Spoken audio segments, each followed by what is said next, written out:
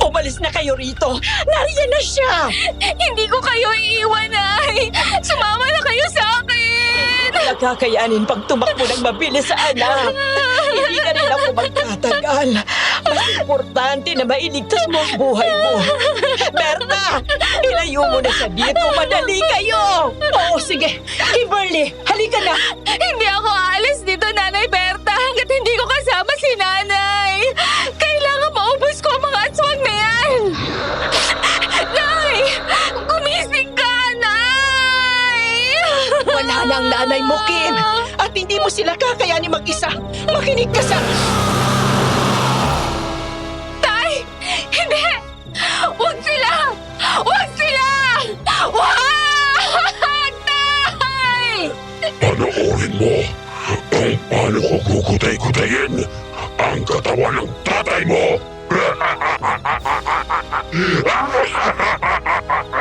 Huwag! Ito ang kabayaran ng pagpatay mo sa asawa mo! Huwag! Tay!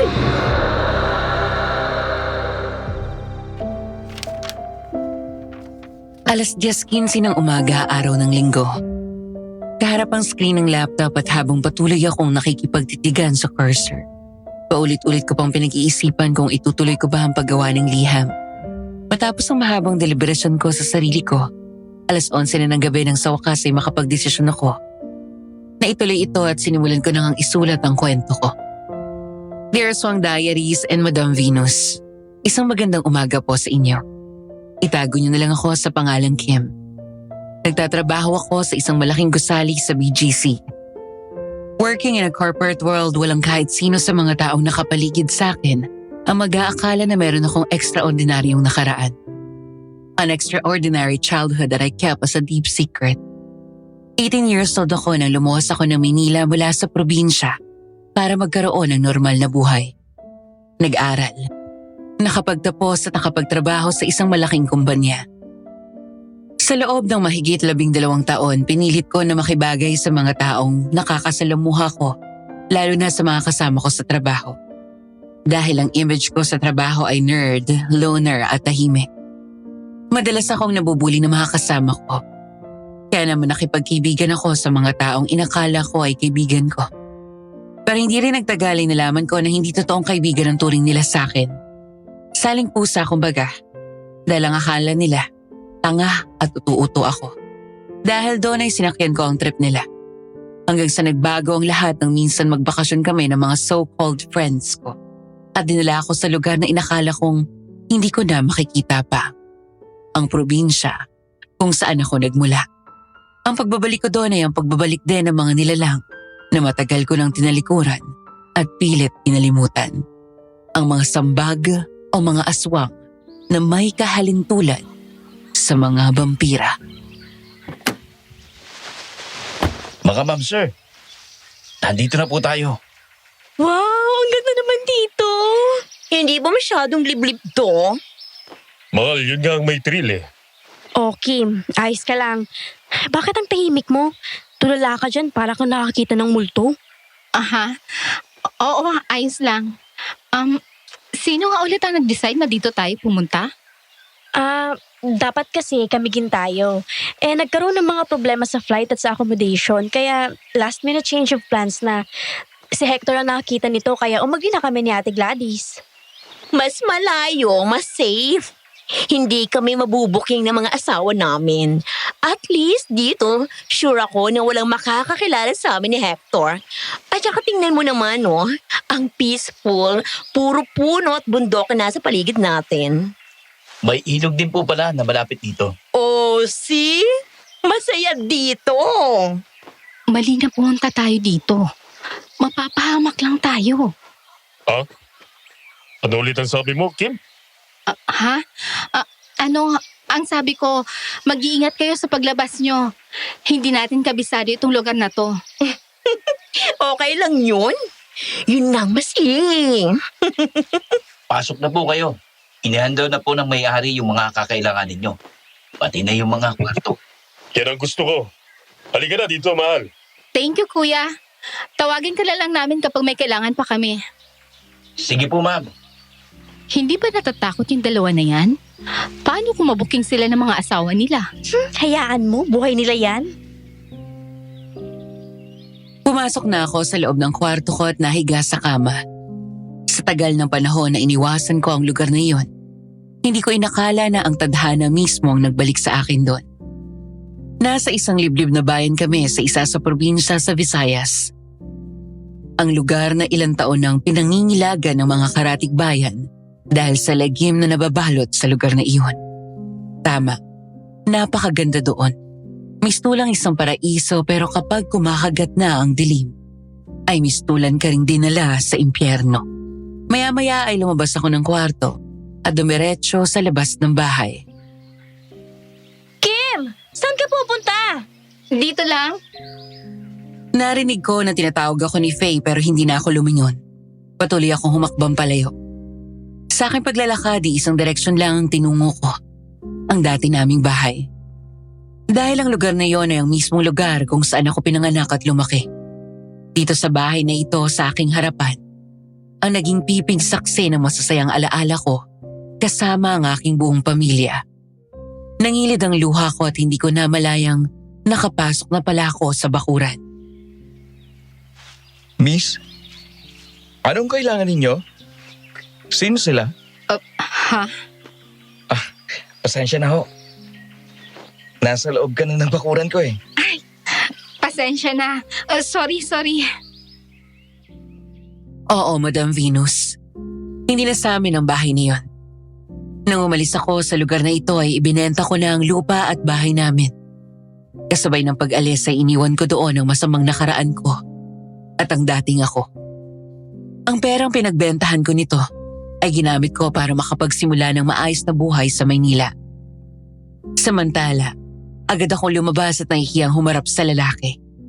Nang tumingin ako sa kanya, nakita ko na tulala ito at halos hindi kumukurak habang titig na titig sa akin. Oh, okay. Okay lang. Ano kasi, Dad? Teka, kilala kita. Ikaw si Kim, hindi ba? Kimberly? Tuluyan akong naiyak sa tuwa nang makilala ko ang matandang babae na lumabas mula sa bakuran ng kanilang bahay.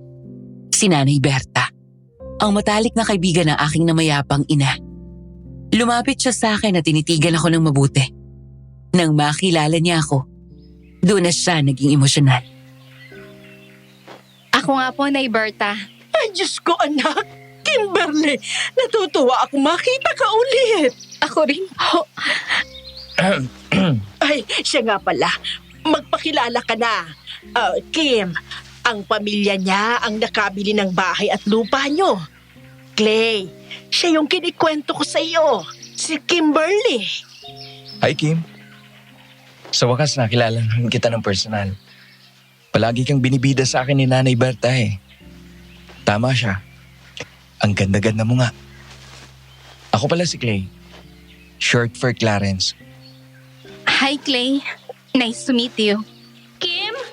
Kim, nasan ka na? Nay, babalik ko mamaya ha. Hapon, nang makatulog ang mga kasama ko sa bahay ay agad akong lumabas at bumalik kay Nanay Berta. Nang makita niya ako ay tuwang-tuwa niya akong niyakap ng mahigpit. Dahil doon ay pareho kaming naiyak. Mahigit isang dekada na rin mula nang huli kaming magkita. Dinala niya ako sa loob ng kanilang bakuran at doon kami nag-usap. Diyos kong bata ka. Ang akala ko nagkakamali ako. Ay, kumusta ka na? Abay, dalagang-dalaga ka na. Pumuti ka at lalo kang gumanda. Salamat po, Nay. Maayos naman po ako. Nagtatrabaho po ako ngayon sa isang malaking kumpanya sa May Taguig. Naku mabuti naman at napaayos ang buhay mo sa Maynila. May asawa ka na ba? Wala pa po. Wala nga boyfriend eh. Naku, ilang taon ka na nga ulit? 30 po. Uy, magkaedad pala tayo. Oo nga alam mo ba na pareho kayo ng sinapit itong si Clay? Wala na rin kasi ang pamilya niya. Wala na? Ibig sabihin... Pinatay sila ng mga sambak. Buhay pa rin sila. Kailanman ay hindi sila naubos. Nadagdagan pa nga. Pero ang iba sa kanila ay nakikihalubilo na dito sa patak. Oo nga pala. Ikaw yung naririnig ko sa kwento ng mga taga rito na magaling na Matagal ko nang tinalikuran yon. Kaya kalimutan mo na. Iba na ang buhay ko ngayon. Pero anong ginagawa mo dito? Hindi ba't sinabihan na kita na huwag ka nang babalik dito? Sa maniwala't kahit hindi ko alam na dito sa probinsya na to kami pupunta. Sa Camiguin dapat ang punta namin.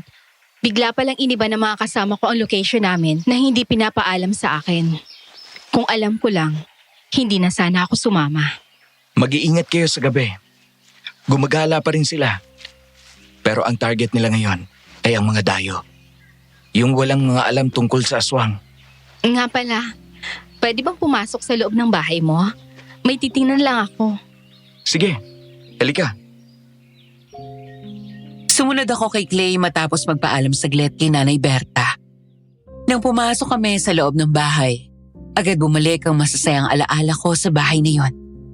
Napangiti ako nang wala sa oras. Bago na ang mga gamit sa loob ng bahay, pero may ilang gamit ang naroon na pamilyar sa akin. Gaya na lang ng lampshade at ang sofa na gawa sa kawayan, maging ang dining table. Naroon pa rin ang painting na ang tatay ko pa mismo ang gumawa. Nostalgic? Oo. May mga gamit pala kami na hindi mo tinapon. Maayos at maganda pa naman eh. Tsaka matibay. Tingnan mo, hanggang ngayon buo pa. Clay, may nakita ka bang mga gamit dun sa kubo sa likod? Tinapon niyo na ba? Parang alam ko na yan. Eto ba? Biglang inalis ni Clay ang flower vase sa ibabaw ng maliit na mesa doon sa sala at inalis ang kulay puti na telang nakatakip doon. Ang lumang baol namin. Nagmadali ako lumapit at binuksan yun. Doon ko nakita ang mga lumang gamit ko na inakala ko na hindi ko na makikita pa. Ang lahat ng naroon ay mga gamit ko noon. Naroon pa rin ang paborito kong yantok na kapag hinila ay nagiging maliit na espada. Tinago ko talaga yan.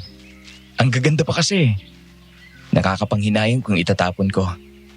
Tsaka minsan nagagamit ko siya sa pakikipaglaban sa aswang. Manunugis ka? Hindi. Albularyo, hindi mo ba napansin sa paligid mo? Sinunod ko siya, doon ko lang napansin ang mga gamit ng pang-albularyo. May mga langis, iba't ibang dahon o sanga ng puno. May buntot pagi, mga kandila, tawas, at kung ano-ano pa. Natigilan ako nang makita ang isang picture na nakadisplay doon sa sala. Pamilya mo? Oo, Kailan pa sila namatay? 5 taon ang nakakalipas. Hindi tayo nagkakalayo ng karanasan. Hindi ako tumalikod, pero sinantabi ko ang pagiging albularyo. At tinapos kong pag-aaral ko dahil yun ang pangarap sa akin nila nanay. Pagkatapos, nakakuha ng magandang trabaho sa kabilang bayan. Pero minsan, ginagamit ko pa rin ang pagiging albularyo ko. Ginagamot ko yung mga lumalapit sa akin na may sakit o kaya nakulam o nabarang. Minsan nakikipaglaban sa aswang. Isang beses nga ay napatay ko ang pinakamatandang aswang sa tribo ng mga sambag. Hanggang isang gabi, habang nasa trabaho ko, natiyempuhan nila na nasa labas pa ang parents ko. Kinuha sila ng mga sambag at doon pinatay sa kanilang tribo, tapos inuwi silang bangkay. Yun ang sumalubong sa akin ng umaga nang makauwi ako. Mapaghiganti ang mga sambag. Isang buhay ng katribo nila ang kunin mo. Buong pamilya mo ang kapalit. Matagal ko na silang gustong patayin. At ngayon nandito ka na, Kim. Baka pwedeng tulungan mo ko. Clay, tapos na ako dyan. Matagal ko nang tinalikuran yan. Hindi mo man lang bibigyan ng katarungan ng pagkamatay ng pamilya mo? Sige, aalis na ako. Sandali lang. Bago ka umalis, kunin mo to. Lumingon ako kay Clay at inabot niya sa akin ang mga bawang, isang garapon na asin at insenso. Nang hindi ko kunin yon, sapilitan niyang nilagay iyon sa kamay ko. Pagkatapos ay sunod na ibinigay ang yantok. Panlaban habang narito ka. Siguradong dadalaw sila mamayang gabi sa tinutuluyan ninyo. Umaaligid ang mga aswang kapag nalaman nila na may dayo sa bayan na to. Hindi na nila malanse ang mga residente dito. Kaya madalas nilang nabibiktima ay mga hindi taga rito. Yung walang alam sa mga aswang? Sige, salamat. Ibabalik ko na lang bago ako umalis. Okay. Mag-iingat ka habang nandito ka. Umuwi ako matapos yun. Para hindi makita ng mga kasama ko ang dala ko, dumaan ako sa likod ng bahay at doon itinago ang mga binigay ni Clay. Papasok na dapat ako sa loob ng aksidente kong narinig ang usapan ng mga kasama ko tungkol sa akin. Nasaan si Kim? Ewan ko. Nagising ako, wala na siya eh. Baka lumabas na naman yun. Ang weird talaga ng babaeng yon. Lalo na nang dumating tayo dito. Pansin ko rin nga eh, na parang alam niya na tong lugar na to. Taga rito ba siya? Ma at pa, malay ko at nakaalam ko kung bakit ba kasi sinama-sama pa natin yung salim pusa yung kaibigan eh. Sana pala hinayaan natin pumunta sa Camiguin mag-isa para lalong magbukhang tanga. Hoy, ikaw tong may sabi na isama eh. Hindi ako si Faye. Maraming pera yon, hindi nyo ba alam? Para may manglilibre sa atin. Nakatipid pa tayo. Sa bagay. At saka, para may tagaluto tayo at may nauutusan. Exactly! Yan ang papel niya, kaya natin siya dinala dito. Pero, tatanga-tanga talaga yun eh. Paniwalang-paniwala na kaibigan ng turing natin sa kanya. Hindi niyo pala gusto yung babaeng yun, bakit niyo pa sinasama sa circle of friends niyo? Eh, may pakinabang pa eh. Appear! Eh paano kung makala tayo na inuuto niyo lang siya? Hindi yun. Tanga naman yun eh, walang alam. Sige lang. Hintayin niyo lang hanggang matapos ang bakasyon na to. Sisiguraduhin ko na hindi kayo makakangiti pagkatapos nito. Lihim akong natatawa matapos pindutin ang red stop button ng video recording. Wala rin kaalam-alam ang mga ito na ikipaglaro lang din ako sa kanila. Isa-isa kong tiningnan ng mga pictures ni Gladys at Hector na magkasama at magkakandong. Ang mga videos nila na sikreto kong kinuhaan habang nagtatalik sila palihim sa opisina. Kasama na doon ang mga pictures at iba pang ebidensya ng pagnanakaw ni Faye sa kumpanya. Gising na pala kayo? Oh, Kimberly. Saan ka na naman galing? Doon lang sa kapitbahay. Tinawag kasi ako. Ikaw talaga umalis ka nang wala kami, ano? Ang sarap ng tulog nyo kanina eh. Kaya hindi na ako nang istorbo. Teka lang. Magluluto na ako para may makain tayo. Guys, labas tayo pagkatapos kumain. Baka may masayang ganap dito sa gabi. Oo nga, ghost hunting! Exciting yun!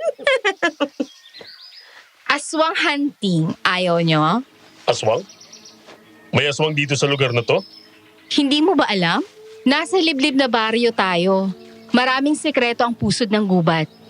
May mga nakatira dyan na hindi natin alam kung tao. Ay naku, huwag ka nang manakot dyan. Magluto ka na lang, gutom na kami. Gabi. Nasa kwarto na ako at nakahiga na nanonood ng videos habang ang mga kasama ko ay nasa sala pa. Nagtatawanan at nagkukwentuhan at nagiinuman. Mula doon ay naririnig ko na ako na naman ang pinag-uusapan nila. Tinatawanan at nilalait.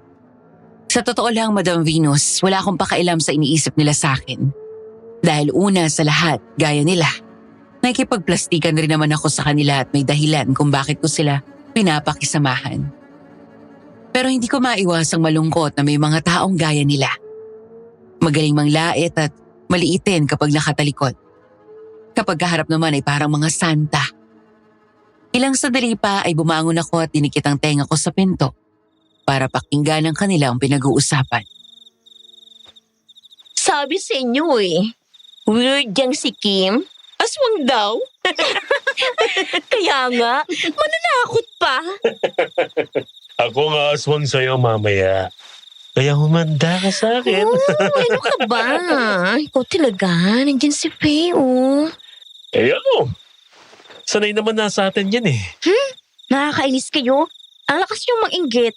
Ay, sayang, wala akong jowa ngayon. Aba, manghunting ka ng pogi dito. Ay, speaking, may nakita akong pogi kanina. Yung kausap ni Kim. Oh, ano bang hinihintay mo? Landi na agad. Mukhang si Kim ang type eh. Titig na titig sa kanya kanina. Hindi man lang nga ako tinapunan ng tingin. Eh di ba si Jason, yung crush mo, siyang niligawan? Oo nga, sabi mo dati, maniligaw mo yun. Bakit si Kim ang niligawan? Sabagay, maganda si Kim lalo kapag nakaayos. Maputi, sexy, maamang mukha, magandang mga mata. Yung tipong kahit pinagpapawisan, mukhang mabango pa rin. Mas maganda pa nga siya sa inyo eh. Excuse me, kuya. Binastad ko si Jason. Option niya lang yung si Kim. Akala ko ba crush mo? Ba't mo binasted? Alam ko na kung bakit mainit ang dugo niyo sa kanya. Nai-insecure kayo dahil mas maganda siya sa inyo, di ba? Hindi Ikaw sino bang kakampi mo? May gusto ko rin yata sa babaeng yun eh. Wala, ano ka ba? Ikaw ang mahal ko. Alam ko na. Bakit hindi na lang si Jess? Yung tour guide natin? Ay, oo nga. Pogi din yun. Bukas, para na rin double date tayo. Napatingala ako nang marinig ang nakakatakot na alulong ng aso sa paligid. Habang silang tatlo sa labas ay biglang huminto sa pag-uusap. Mabilis na pumaling ang ulo ko nang marinig ang mahinang yabag ng mga paa na tumatakbo sa paligid. Mahina lang yon. Pero sa mga kagaya ko na malakas ang pandinig, rinig na rinig ko iyon. Kasunod nito ay ang kaluskos sa paligid. Ano yun? Ewan ko. Parang may tao sa labas. Hindi. Parang may mga mabangis na hayop. Kuya Hector, tingnan mo kaya. Ayoko nga. Baka mamaya kung ano pa yan eh. Tapos alakayin tayo. Ay, may kumakatok sa bintana. Oh, Diyos ko po. Bakit anong halimaw? Sa halip na lumabas ay tatawa-tawa lang ako na bumalik sa aking kama. Sumulyap ako sa bawang at asin na nasa bintana ng kwarto ko.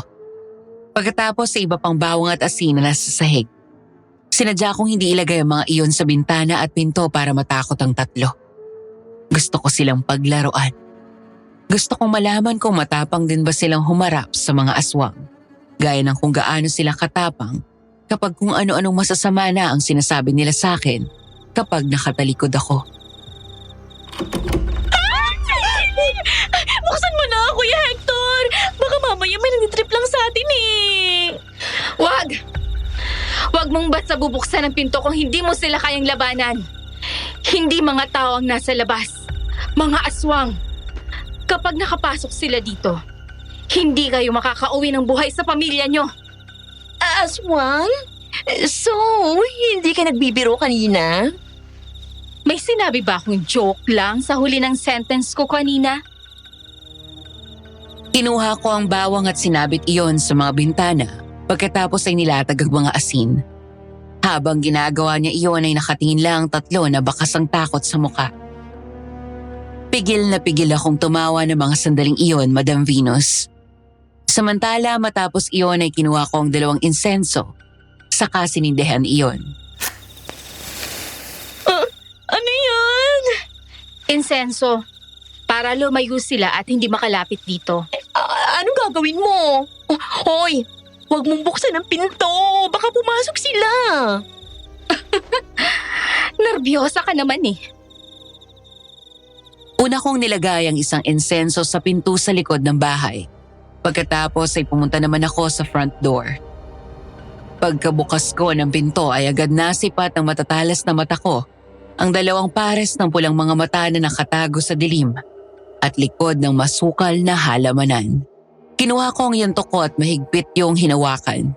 Natigilan ako na biglang lumabas wala sa likod ng mga makakapal na halaman ang 2 aswang. Ano yan? Yung asin! Abot niyo sa akin ang asin! Ayoko nga lumapit dyan. Baka lumapit ninyo aswang. Mamili ka! Ibibigay mo sa akin yung asin o mamamatay ka kapag napasok tayo at kinain ka nila! Eto na, eto na.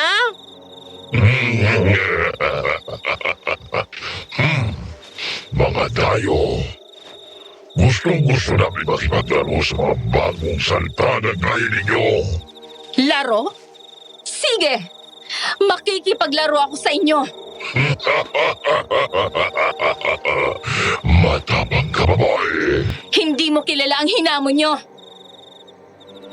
Tilapag ko ang insenso sa tapat mismo ng pinto at pinatong ang asin sa ibabaw ng mesa na naroon sa bakuran. Pagkatapos ay humakbang ako palapit sa mga aswang. Bahagya akong pinaling ang ulo ko nang marinig na tumakbo si Faye palapit sa pinto. Kim! Bumalik ka rito! Magpapakamatay ka ba? Doon ka na sa loob! Matapang ka, babae. Nang biglang sumugod ang mga aswang, sinalubong ko sila ng pagbato ng asin pagkatapos ay sumugod ako sa kanila. Sinalubong ko sila ng sunod-sunod na malakas na palo ng yantok kahit saang parte ng katawan. Hanggang sa makabawi ang aswang at sumugod sa akin gamit ang mahaba nitong mga kuko. Napaatras ako sa corner ng mesa. Bago pa man ako saktan ng aswang, ay bigla akong binunot ang maliit na espadang nakatago sa loob ng yantok at iyon ang pinagsalag ko sa mga aswang.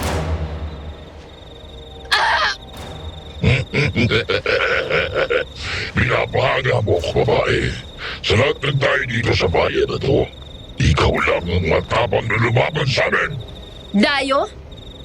Dito ako sa bayan na to pinanganak at lumaki. Kaya kilala ko kayo. Ang aswang na kung tawagin ay sambag. Mga aswang na may dugong vampira. Sino ka bang babae ka? Yeah! Hindi ako natatakot sa inyo! Para sa kalaman mo, ilan na sa kalahay nyo ang napatay ko!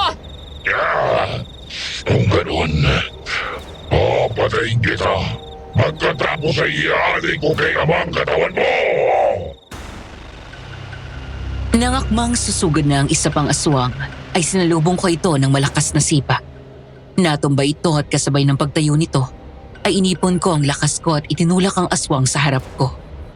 Mabilis na nahiwa ko ang braso nito. Sa paglapit ng isa pang aswang ay binigyan ko ito ng isang malakas na sidekick. Pagkatapos ay sumugod ako palapit at walang awa na sinaksak ito sa dibdib. Akmang susugod ang isa pang aswang nang mula sa labas ay may tumalon papasok na bakuran at hinarang ang sarili sa akin.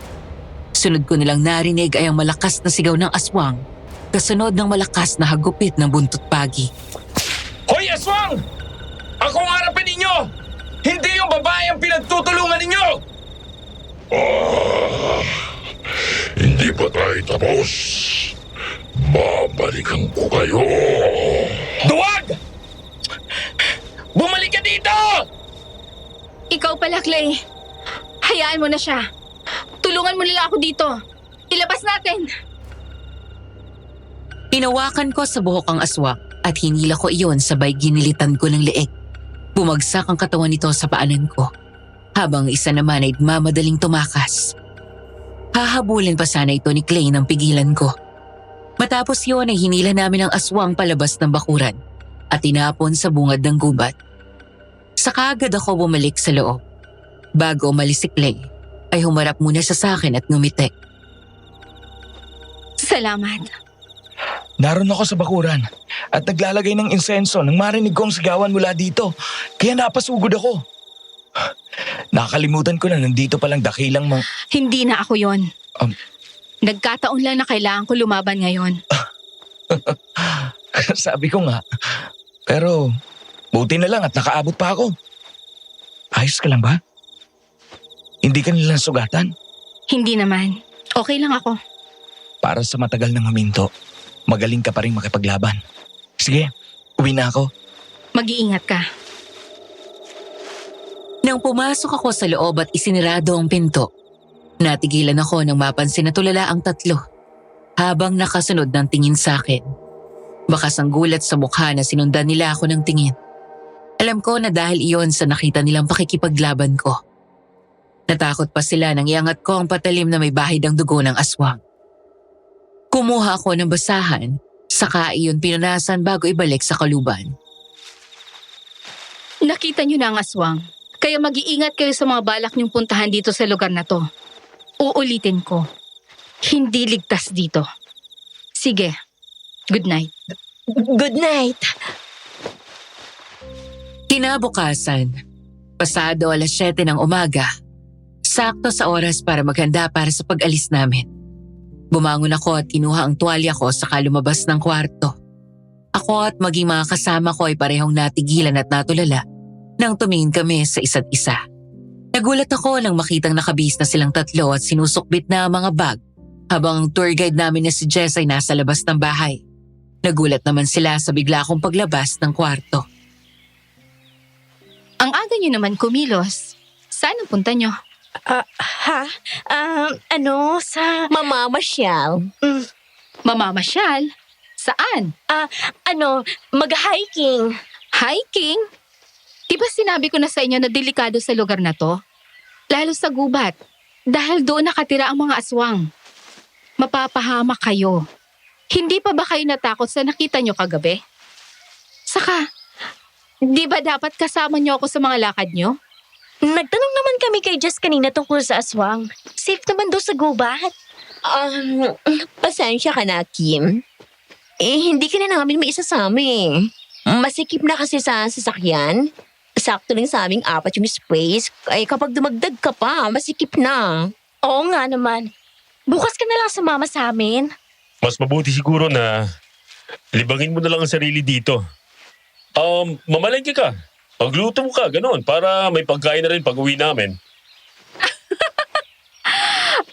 Ganun ba? Ay ambot sa inyong tanan. Lingaw-lingaw lang sa inyong laag. Bantay mo sa aswang ha?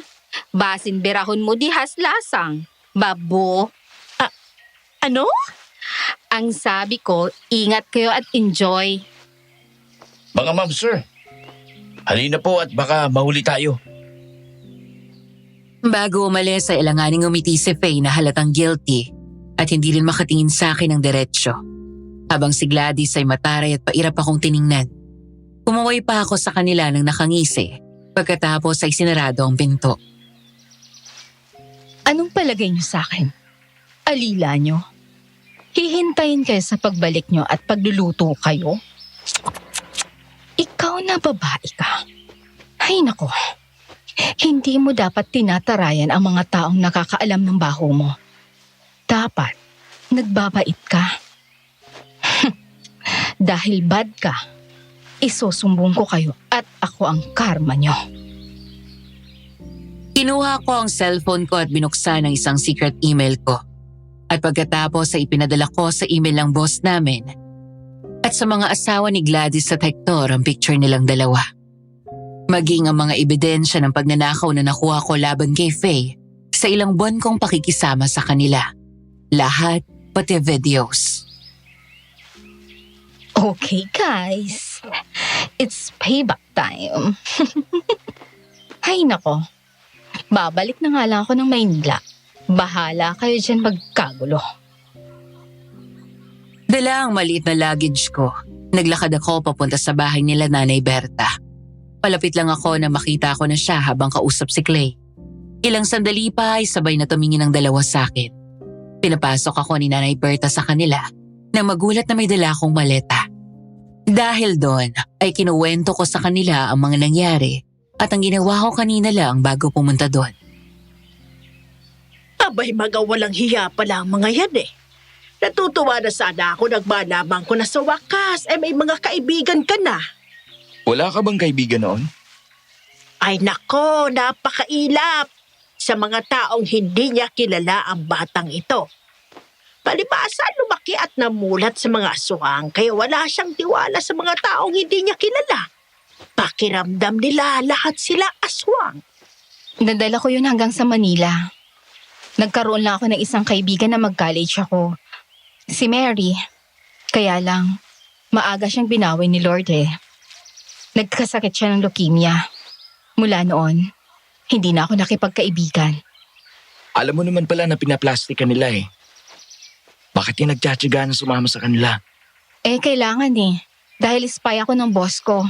Wala akong choice kung hindi magkunwari at pakisamahan sila. Saka, Ang exciting nga eh. Anong exciting doon? Di ba nakakatawa na panuurin mo ang mga gaya nila na uto-uto at paniwalang paniwala na naluloko at nauutakan kanila? Pero ang totoo, kabaliktaran.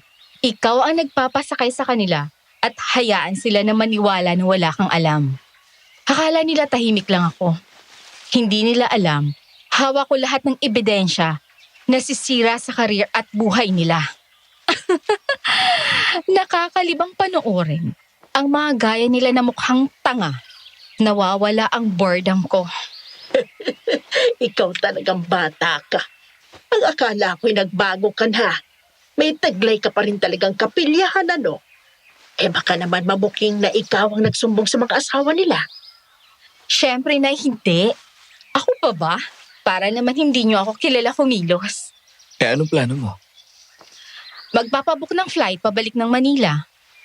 Hindi nila ako alila, no? Total nakuha ko ng kailangan ko sa kanila. Sandali, anak. Paano yan? Sinabi mo na pumasok sila sa gubat.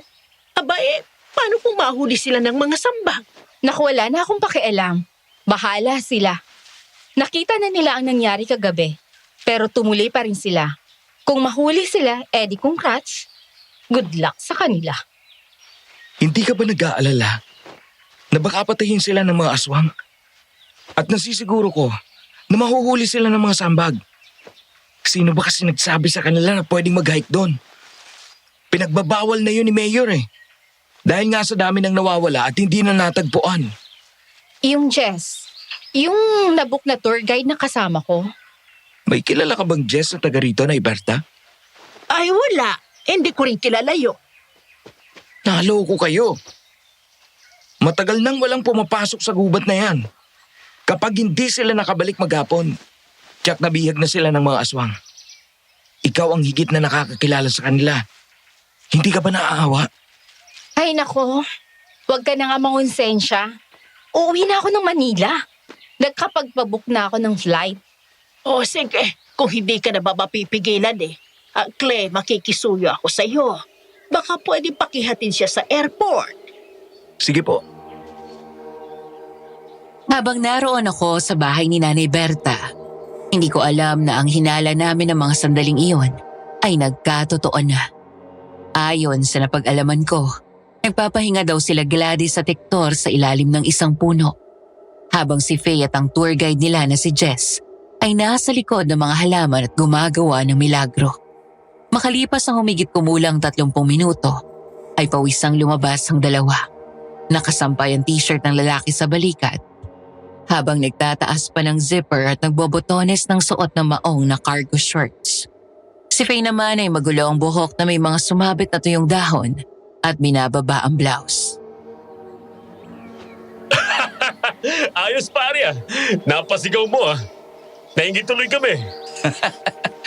Okay pala tong si Ma'am eh. Game. Kaya pala tinodo mo eh. Ano? Solve? Solve na solve. Ma'am Faye, sana hindi ito ang huli. Oo naman. Basta pumunta ka sa apartment namin. Pero grabe ka, nakadalawa ka agad. Pasensya na po ma'am. Ang tagal na ng huli. Nga pala, pasado alas 4 na. Halika na at bumalik na tayo. Baka abutin tayo ng dilim dito sa gubat. Baka mamaya magdatingan pa yung mga aswang eh. Diba, sabi naman ni Jess, wala naman ditong aswang sa gubat. Mas maniniwala pa ako kay Jess dahil siyang taga rito. Ayaw lang tayong paalisin ni Kim dahil naiingit siya sa atin. Speaking, ano kayang ginagawa nun ngayon? Sana nakaluto na siya pagdating natin. Dapat lang. Yun ang papel niya, kaya natin siya sinama rito para maging utusan natin. Ang galing mo doon. Alina po. Alis na tayo. Habang naglalakad sila sa gubat pabalik sa apartment, makalipas lang ilang sandali natigilan sila sa paglalakad nang marinig ang maraming yabag ng paa na tumatakbo sa paligid. Lumingon silang apat sa paligid, kasunod ng pamilyar at nakakatakot na angil na narinig nila kagabi. Ano yun? Narinig niyo ba? May mga tumatakbo. Oo nga no. Sino kaya yun? Halika.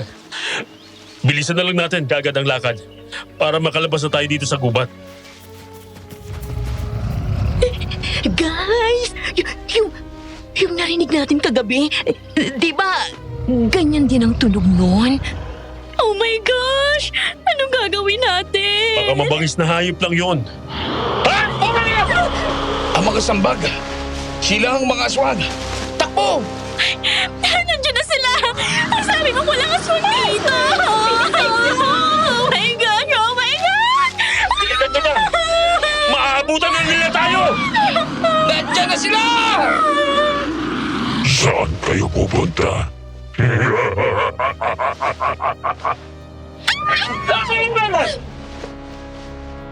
Ang kwento sa akin, natulala nilang sila matapos sumigaw sa gulat nang makita ang isang may edad na lalaki na humarang sa kanilang daan.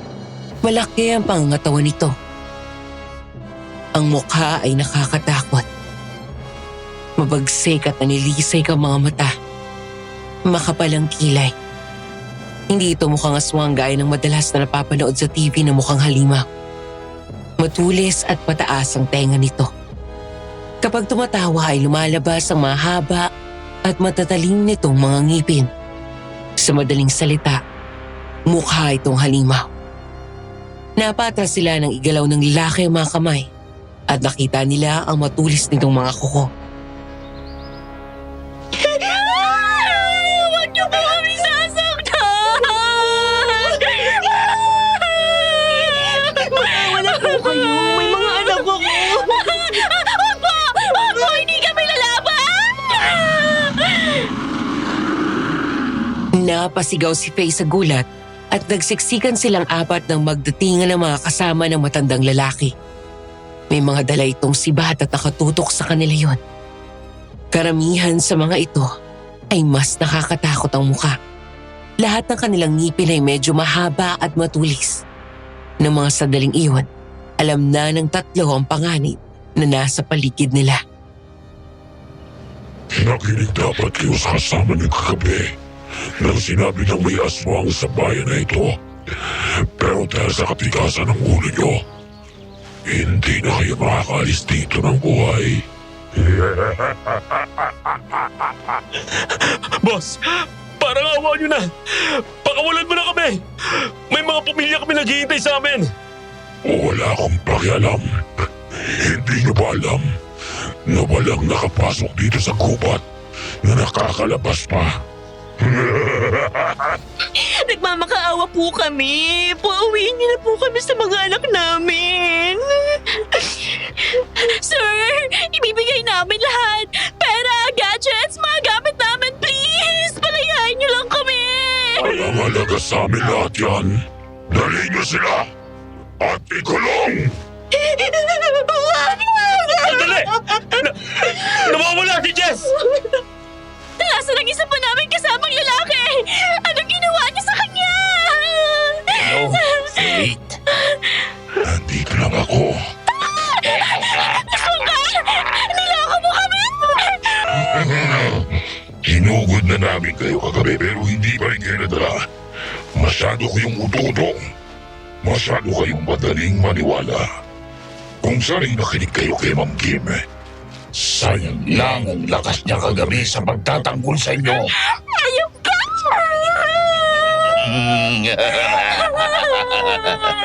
Anong pakiramdam nang nakipagtalik ka sa aswang? Aba, huwag niyo munang papatayin ang babae ito. Kailangan nating maghintay dahil baka dalhin niya ang magiging anak ko. Bitbitin niyo na sila! Ama, ang babaeng nakalaban namin na kasama nila. Siya ho yata ang hinahanap niyo. Gaya ng nabanggit niyo noon, ang armas ng dalagang manunugis na pumatay kay Ira ay may hawak na yantok na kahoy na nagiging espada. Kung ganon, huwag papatayin ang tatlong yan. Kailangan nating mahuli ang babaeng yon at maipagiganti ang pagpatay niya sa iyong ina. Nagwala ang tatlo. Nagpumiglas pero hindi sila pinakawala ng mga aswang. Binusala ng bibig. Tinali ang mga kamay at paa saka parang baboy na binuhat ang tatlo. Matapos ang mahabang lakad, nakita na lang daw nila na dinala sila sa isang tribo. Doon inalis ang mga taling nila at nilagay sa loob ng isang kulungan na gawa sa mga kapal na piraso ng kahoy. Hindi lang sila ang mga bihag nito. Sa kabilang kulungan ay may 2 lalaki at isang babae ang naroon. Sa gitna ng mga kubo sa paligid ay may malawak na espasyo. Hector, anong gagawin natin? Sana nakinig na lang tayo kay Kim. Imposibleng makatakas tayo dito.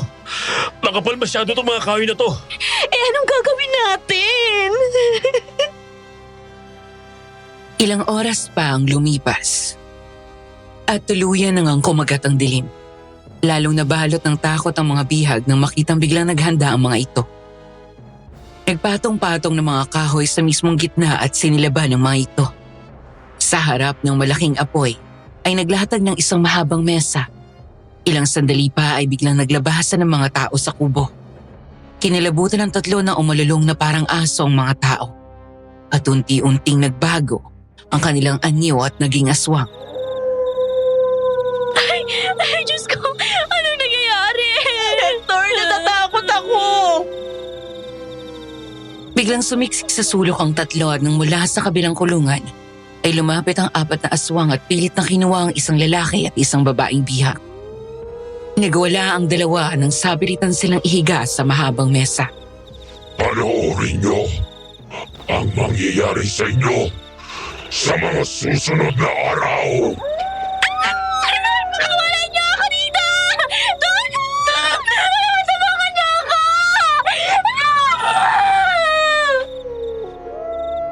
Samantala, nang gabing iyon ay naroon na kami ni Clay sa airport.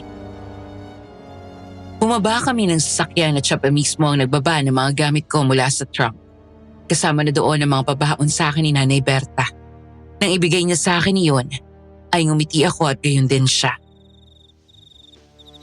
Sigurado ka bang iiwanan mo mga kasama mo? Tapos na naman ang pakay ko sa kanila. Kaya bahala na sila at siguradong nagtataka na yon dahil wala ako doon. Paano kung hindi pa sila nakauwi? Paano kung nahuli na sila ng mga sambag? Kapag mag-isa kang umuwi at nabalitaan mong nawawala sila, tsak na ikaw ang tatanungin ng mga pamilya nila. Baka nga maghinala pa sila ng masama sa'yo eh. Ay nako Clay, ang lakas mo talaga mangonsensya. Aalis na nga ako. Pala, salamat. Dahil binigay mo sa akin ang social media account mo at cellphone number mo. Wala yon. Usap na lang tayo at sabihin mo sa akin kung talagang desidido ka ng lumuwas ng Maynila at talikuran ang buhay dito. Degree holder ka naman. Siguradong maraming opportunity sa'yo doon. Sige, pag-iisipan ko yan ng mabuti. Oh, paano? Aalis na ako. Ingat ka ha. Sa hindi malamang dahilan, ay mabigat ang bawat hakbang ko papasok ng airport. Desidido ako bumalik ng Maynila mag-isa. Pero nagre-replay sa isip ko ang mga sinabi ni Clay. Nakapasok na ako sa loob nang bigla akong huminto at malalim na bumuntong hininga. Sabay humakbang pabalik. Natawa ako nang maabutan ko si Clay na naroon pa rin at naghihintay. Nang lumingon siya sa akin, ay natawa kaming dalawa sa kanya ako nilapitan. Nagbago yata ang isip mo. Ang lakas ng convincing power mo eh. Pero naisip ko na tama ka. Malaking abala sa akin kapag umuwi ako mag-isa at ako ang i-interrogate nila. Cargo di konsensya ko pa. Ano? Hahanapin natin sila? Kasamahan mo ako? Oo naman. Huling laban sa aswang bago ako magbagong buhay. Call! Halika na. Bumalik na tayo. Sandali. Sa sasakyan tayo magpalipas ng gabi. Hindi na tayo pwedeng umuwi sa ngayon. Baka matiyempohan tayo ng mga aswang. Wala tayong dalang armas. Mahihirapan tayong labanan sila. Okay. Kain na lang tayo. Nagugutom na ako eh. 7:00 ng umaga. Nang makabalik kami ni Clay ay una namin pinuntahan ang apartment na nirantahan namin nila Faye. Nang pumasok kami, doon na ako nag-alala nang makita ang mga gamit na iniwan ko doon kahapon ay iyon pa rin ang nadatnan ko. Walang nagalaw kahit isa. Kung paano ko to iniwan, ganun pa rin ang pwesto nang bumalik ako. Nagkatinginan kami ni Clay dahil parang kinumpirma na rin ang sandaling iyon na tama ang hinala naming dalawa. Matapos yun ay saka kami dumiretso sa bahay ni Clay. Oh, Kim anak, ang akala ko ba ay umuwi ka na? Maano po, Nay? Napag-isip-isip ko na tama si Clay. Kahit na animal ang ugali ng tatlong yon, magkakasama pa rin kaming pumunta dito at dalahin ang konsensya ko kapag may nangyari sa kanila. Hindi pa ba sila nakakabalik? Hindi pa po. Dumaan muna kami sa apartment bago pumunta dito. Wala sila doon. Habae kung ganon, malamang ay nabihag na nga sila ng mga sambag. Ang tanong talaga yun ay, buhay pa kaya sila? Sana ho. Ay teka, saan ka tutuloy? Doon pa rin ba sa apartment? Kung hindi ho makakaabala dito na lang sana sa inyo. Naku, ay paano ba yan? Siksikan din kami dito sa gabi dahil narito rin ang mga anak at mga apo ko. Dito ka na lang sa bahay, Kim. Total, ako lang naman dito, tsaka may extrang kwarto naman. Ay siya nga naman, mas mainam pa. Sa ganun ay kahit papaano mabawasan ang pangungulila mo sa nanay at tatay mo. Sige po. Thank you, Clay. Papasok pa lang kami sa bahay ni Clay nang mula sa labas ay huminto na ang motor na may dalawang sakay. Nang may binyato ito, pagkatapos ay mabilis na pinasibad paalis ang motor. Tumakbo palabas ng bahay si Clay at ako naman ay kinuha ang binato nila. Isang papel na nakabalot sa bato. Uy! Clay, may sulat. Buhay pa mga kaibigan mo. Kung gusto mo silang mabawi, pumunta ka dito sa tribo. Buhay pa nga sila. Siguradong ang pinuno nila ang nagpadala nito. Tiyak na patibong to. Sa ngayon, ay magpahinga muna tayo. Tapos saka tayo mag-usap mamaya para mapagplanuhan ang gagawin natin. Sige. Pagdating sa bahay, pinagamit sa akin ni Clay ang kwarto dati ng parents ko. Nang tumingin ako sa kama ay parang nakikita ko pa rin sila doon. Nakahiga habang naghaharutan. Tapos ay bigla kaming papasok ng dalawa kong nakababatang kapatid at papagitna sa kanila. Saka kami matutulog ng magkakatabi. Umagos ang luha ko at mapait na napangiti. Miss na miss ko na kayo, Nay. Tay. Pasensya na ho kung napagod ako at tumalikod. Kung hindi ko kayo nabigyan ng katarungan, susubukan ko po ngayon. Babawi ako. Sana hindi pa huli ang lahat. Hindi pa yan. Alam ko rin na naiintindihan ka nila. Bilang magulang, mas gugustuhin nila na mabuhay ka ng payapa at ligtas. Sa huling pagkakataon, tatapusin ko ang mga sambag. Lalo na ang mga namumuno sa kanila. Huwag kang mag-alala, Kim. Tutulungan kita. Sabay nating ipagiganti ang pamilya natin. Sa ngayon, magpahinga na muna tayo. Kailangan natin ng lakas. Kaya lang, marunong ka bang makipaglaban? Oo. Sa nakalipas na mahigit 1 dekada, tuwing Sabado ay nag-iinsayo ako. Sige, mabuti kung ganon. Saan matatagpuan ang tribo ng mga aswang? Doon pa rin ba sa dati? Ang balita sa amin ay wala na doon ang kanilang tribo. Lumipat na at walang nakakaalam kung saan. Maghanda ka. Mamayang gabi, sisimulan natin ang paghahanap sa kanila. Hapon. Pasado 4:00 ng hapon. Katatapos lang naming ihanda ang mga gamit at dadalhin gaya ng mga panlaban sa mga aswang.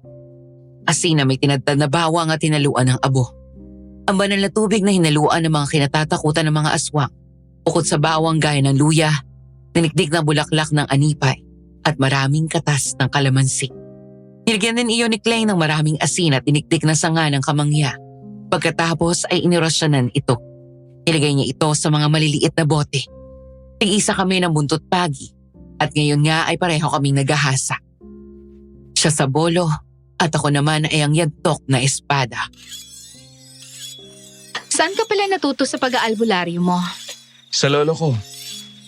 Noon kasi, pareho may trabaho ang mga magulang ko. Kaya si Lolo ang halos nagpalaki sa akin. Nakikita ko mga ginagawa niya, kaya yun. Natutunan ko ng natural hanggang sa tinuruan niya ako ng maayos. Ayaw nga nila Papa, dahil magulo daw at mapanganib ang buhay ng isang albularyo. Gusto nila ako magkaroon ng normal na buhay. Ang mga kapatid mo, Nag-iisang anak ako. Kaya nung mawala sila, pakiramdam ko, tinalikuran ko ang mundo. Mabuti na lang nariyan si Nanay Berta at inalalayan niya ako, tsaka yung girlfriend ko dati. dati, Hiniwalayan niya ako eh. Noong mamatay sila nanay, doon lang niya nalaman na bukod sa trabaho ko sa opisina, ay isa rin akong albularyo. Ayaw daw niya sa weird na tulad ko. Baka daw pagtawanan siya ng pamilya at kaibigan niya dahil albularyo ang boyfriend niya. ay walang iya yun ah. Hayaan mo na yun. At least, sa una pa lang, pinakilala na niya ang ugali niya. Ngayon mukhang nahanap ko ng para sa akin eh. Nahanap? Saan? Eto, Umangat ang tingin ko nang may iharap sa akin si Clay. Natawa ako nang makitang salaming iyon at nakita ang refleksyon ko. Pabiro akong tinabig ang kamay niya habang napapailing. Hindi naman mawala ang ngiti nito habang patuloy sa pag-aasa ng lobo. Bulhero ka pala no? Nung isang araw lang tayo nagkakilala eh. matagal na kitang kilala, Kim. Sa mga kwento ni Nanay Berta, sa mga pictures mo na pinapakita niya. Doon pa lang, humanga na ako sa'yo. Kaya nagulat ako nung makita kita dito. Kasi mula nang makita kong picture mo, hindi ko na nakalimutan ang mukha mo. Pogi naman daw ako, sabi ng nanay ko. O tapos ikaw maganda. Nakaka-relate tayo sa isa't isa. Pareho tayong lumalaban at hindi takot sa aswang. Parehong pinatay ng aswang ang pamilya natin. Alam ko na ikaw, hindi mo ako ikakahiya. At maiintindihan mo ako. At perfect combination tayo. Albularyo ako at manunugis ka. Tama, Madam Venus. Iyon ako bago patay ng mga aswang ang pamilya ko. Isang manunugis. Bata pa lang ako ay nakamulatan ko na ang tatay ko na nilalabanan ng mga aswang. Kaya noon pa man ay hindi na ako takot sa kanila. 14 anyos ako nang simulan niya akong taruan sa pakikipaglaban. Mula sa mga pangontra sa aswang hanggang sa mga armas ay tinuro niya sa akin ang paggamit gaya ng iba't ibang klaseng patalim at baril. Galing sa tatay ko ang yantok na gamit ko. At iyon din ang ginagamit niya dati sa pakikipaglaban sa mga aswang. Siya rin ang nagtraining sa akin. Kaya matalas ang pakiramdam at pandinig ko. Manunugis? Ang tagal kong inalis sa pangalan ko ang salitang yan. Dahil pinalaki ako matapang ni tatay. Bilang panganay na rin at babae rin ng dalawang kapatid ko. Siya ang nagsanay sa akin na makipaglaban. Nang huminto siya sa pagtugis ng mga aswang, ako ang pumalit sa kanya. Ginawa ko nga yung trabaho. Nag-aaral ako at binabayaran ako para pumatay ng aswang. Isang beses ay nakaharap ko ang asawa ng isa sa namumuno sa kanila. Dahil doon ay binalikan nila ako. Dinukot nila ang buong pamilya ko. Sinubukan ng laban ni tatay, pero masyado silang marami. Pagdating ko sa tribo nila, patay na ang buong pamilya ko. Iyon ang dahilan kaya tumalikod ako at nagpakalayo. Nandito na ako, Kim. May makakaintindi na sa'yo. Hindi naman din kita mamadaliin eh. Gusto ko na magkalapit tayo ng gusto. At makilala ang isa't isa. Sinasabi ko lang sa'yo nang walang paligoy-ligoy na matagal na akong interesado sa'yo.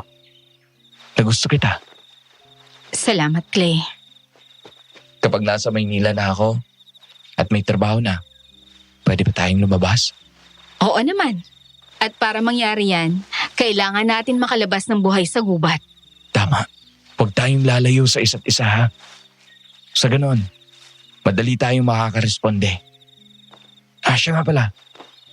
Kaninang umaga, nagpunta ako sa presinto. Nireport ko na yung pangalan ng mga kasama na nawawala pati sa barangay. Salamat, Clay. Hindi ko muna sinabihan ang mga pamilya nila dahil baka sumugod sila dito. Baka mapahamak lang sila at mas malaki ang maging problema natin. Okay. Naputol ang pag-uusap namin ni Clay nang mula sa labas ng bakuran ay may narinig kaming boses ng matandang lalaki na tumatawag at kumakatok sa gate. Nagmadali siyang tumayo at lumabas. Sakto naman nakatapos ko lang sa paghahasa kaya sumunod ako. Bahagya akong napakunot noo nang makita ang isang may edad na lalaki at malaki ang pangatawan. Nakangiti ito pero may naaninag akong bagsik sa kanyang muka. Oh, Kapitan. Napasyal kayo. Makikibalita lang. Wala pa ba kayong narinig tungkol sa mga hinahanap nyo? Ay, wala pa po. Si Kimberly po pala. Siya yung talagang kasama ng mga nireport ko. Mga taga Maynila po sila. Magandang hapon po. Magandang hapon naman. Kinalulungkot ko ang nangyari sa mga kasama mo. Hayaan mo at tutulong kami sa paghahanap. Salamat po. Eka, parang pamilyar ka, Iha. Dati po kasi ako taga rito nung buhay pa sila tatay. Nung nawala sila, ay sa Maynila na po ako nanirahan. Sino nga ulit ang mga magulang mo? Anak po ako ni Oscar at Florinda. Si Oscar, yung dating manunugis. Opo, ako po yung panganay. Buhay pa lang anak niya. Ang buong akala namin ay namatay kayo lahat. Balitang-balita noon ang nangyari sa pamilya nyo. Natutuwa ako na makita kang ligtas at buhay na buhay. Salamat po, Kapitan. Sige po. Naghahanda po kami para hanapin yung mga kasama niya. O siya, sige. At mag-iingat kayo. Halika na sa loob. Kumain muna tayo bago umalis. Clay, malinis ba yung si Kapitan? Baka mamaya aswang yun. Hindi. Malinis yun. Kanina ko pahawak itong maliit na bote ng langis, oh. Hindi naman kumukulo. Kung aswang yan, binulungan na ako ng bantay ko, tsaka naramdaman ko na. Sa bagay. Dala ang flashlight, sukbit ang bag sa balikat namin at hawak ang mga armas. Bolo, espada, buntot pagi at ang baril na naalala ko na pinamana sa akin ni tatay. Sumugod kami ni Clay sa gubat. Mas madilim kaya mas madali kaming makapagtago sa dilim. Bukod doon, sigurado pa kami ng aswang nga at hindi tao ang mapapatay namin. Mas madali naming malalaman na kalaban ang kaharap namin. Sa umaga ay magaling silang magpanggap na tao. Ayaw lang namin mapahamak ang mga inosenteng buhay. Kaya kahit alam namin na delikado sa gabi, ay umalis pa rin kami. Wala pa rin tayo nakikitang usok man lang. Kaya nga eh. Kung narito lang sila sa paligid ng tribo nila, sa malayo pa lang ay may makikita na tayong usok. Hindi kaya natunugan tayo? Kilala mo rin sila. Malakas ang radar ng mga demonyong yan. Hindi na ako magtataka. Marami silang mga katribo na nakikihalubilo sa atin. Mahirap malaman kung sino ang aswang sa kanila at kung sino ang tao. Hindi natin nakikita ang galaw ng bawat tao sa bayan natin. Hindi natin alam kung sino ang lumalabas sa gabi. Kung sa ordinaryong aswang, madali nating malalaman pero kakaibang mga sambag. Wala sa kanilang mga senyales gaya ng ibang aswang na nakakasalamuhan natin. May tao. Ang mga aswang. Agad kaming naging alerto matapos marinig ang mabilis na yabag ng mga paa na tumatakbo sa paligid namin. Pinatay namin ang flashlight. Saka mahigpit kaming humawak ni Clay sa mga armas na hawak namin at patuloy na nakiramdam. Madilim sa paligid kaya ang tanging naging mata namin ng mga sandaling iyon ay ang aming pandinig. Habang nakatayo ako ay naririnig ko si Clay na may kinuha sa kanyang bag na hindi ko na inusisa pa. Kim, huwag kang lalayo sa akin. Ikaw rin. Nasa malapit lang sila. Humanda ka. Bibilang ako ng 3, okay? Okay. 1, 2, 3. Sa likod! Kasabay ng pagliwanag ng paligid dahil sa smoke signal na biglang sinindihan ni Clay, tumambad sa amin ang 3 aswang na nakaabang. Sumugod ang 2 aswang sa harap, habang ako naman ay biglang pumikit at mabilis na sinlubong ng saksak ang aswang sa dibdib. na kanina ko pa nararamdaman sa aming likuran. Sabay putol ng ulo nito. Habang si Clay nakikipaglaban sa dalawa, agad akong sinugod ng isa pang aswang. Nagawa nitong makaiwas sa mga pag-atake ko at mahigpit akong nahawakan sa liig at sinakal kaya nabitawan ko ang espada. Sinuntok ko ng sinuntok ang aswang sa mukha, sabay sipa ng malakas palayo sa akin. Nabitawan ako nito, pero mabilis ding nakabawi at tumakbo pabalik sa akin. Muli ko siyang sinalubong ng sipa, sabay kuha ng maliit na balot ng asin at binato ko iyon sa kanya. Nasaan ang tribo nyo? Sumagot ka bago maubos ang pasensya ko sa'yo! Matalim na tingin at angil ang sinagot sa akin ng aswang. Saktong dinampot ko ang maliit kong espada nang galit na galit itong sumugod sa akin. Sinalubong ako ng kamay nitong may mahaba at matulis na kuko. Mabilis akong napaatras at patuloy na umiwas sa sunod-sunod nitong pag-atake. Hanggang sa pag-ilag ko ay mabilis kong nasaksak ang aswang sa leeg. Minaon ko ito ng husto para ang talim ay tumagos sa kabilang gilid. Nangingisay na bumagsak ang aswang. Nang lumingon ako kay Clay, ay nakita kong 4 na aswang na ang bumagsak. May biglang lumabas na isa pa. Namiss ko tong ganitong adrenaline rush! Ano? Halika na! Tara! Buti may smoke signal ka. May kaibigan kasi ako na ang negosyo ay nagbebenta ng mga ganyan. Siya ang nagsabi na pwede ko daw itong magamit for emergency. Halika na. Lumalamig na ang hangin at mapula ang langit. Tsak na uulan anumang oras. Dinampot namin ang mga gamit at nagpatuloy sa paglalakad. Ngunit hindi na nagtatagal ay huminto kami at napatingala sa langit. Matapos biglang kumislap ang liwanag doon, kasunod ng malakas na kulog. Nagkatinginan kami ni Clay. Pagkatapos ay nagpatuloy sa paghahanap. Hanggang sa paglalakad namin ay may nakita kaming isang pamilyar na sapatos. Nag-iisa ito at walang kapares. Kay Faye ito. Narito lang sila sa paligid. May mga aswang ulit. Umanda kami sa posibleng pagsugod nila. Hanggang sa ilang sandali pa ay napansin namin na parami ng parami ang mga angil nang naririnig namin. Doon ako nakaramdam ng kaba at pag-aalala para sa kaligtasan namin. Hindi lang isa o dalawa ang naririnig namin. Marami. Ilang sandali pa ay lumingon ako kay Clay nang hawakan niya ang kamay ko. Sabay dahan-dahang umatras. Marami sila, Kim. Atras! Mamamatay tayo kapag lumaban tayo! Paano sila, Faye? Mag-iisip tayo ng ibang paraan. Ang babaeng manunugis. Kinagagalak ko na makita kang muli. Matagal na panahon na rin ang lumipas. Nasaan ang mga kasama ko? Huwag kang mag-alala.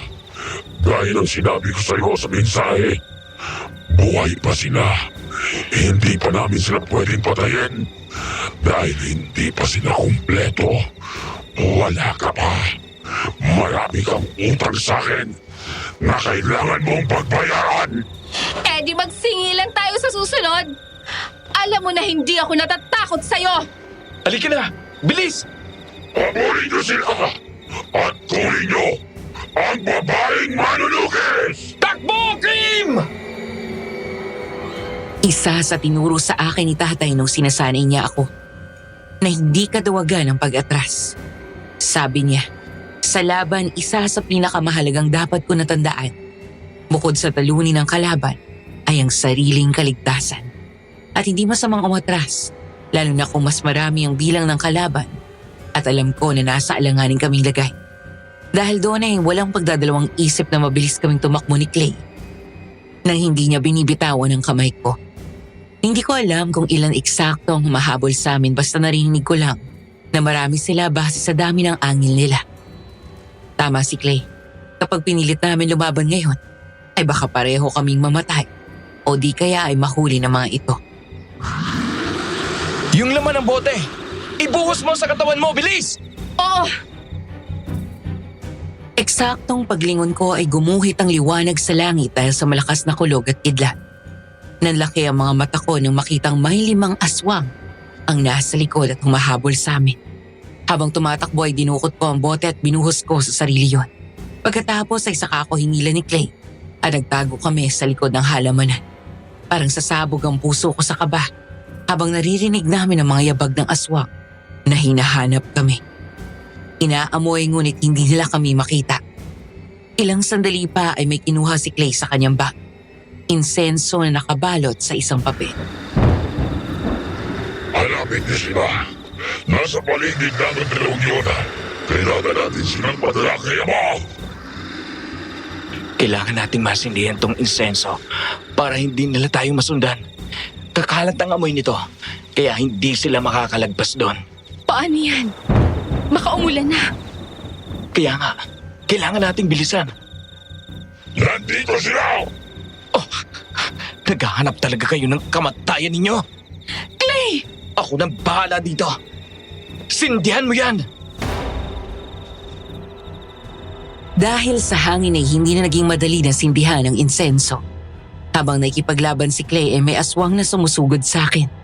Suntok, sipa at saksak ang sinasalubong ko. Sinisiguro ko na matatabaan ang mga ito sa leeg, ulo o kaya sa dibdib para tiyak na patay.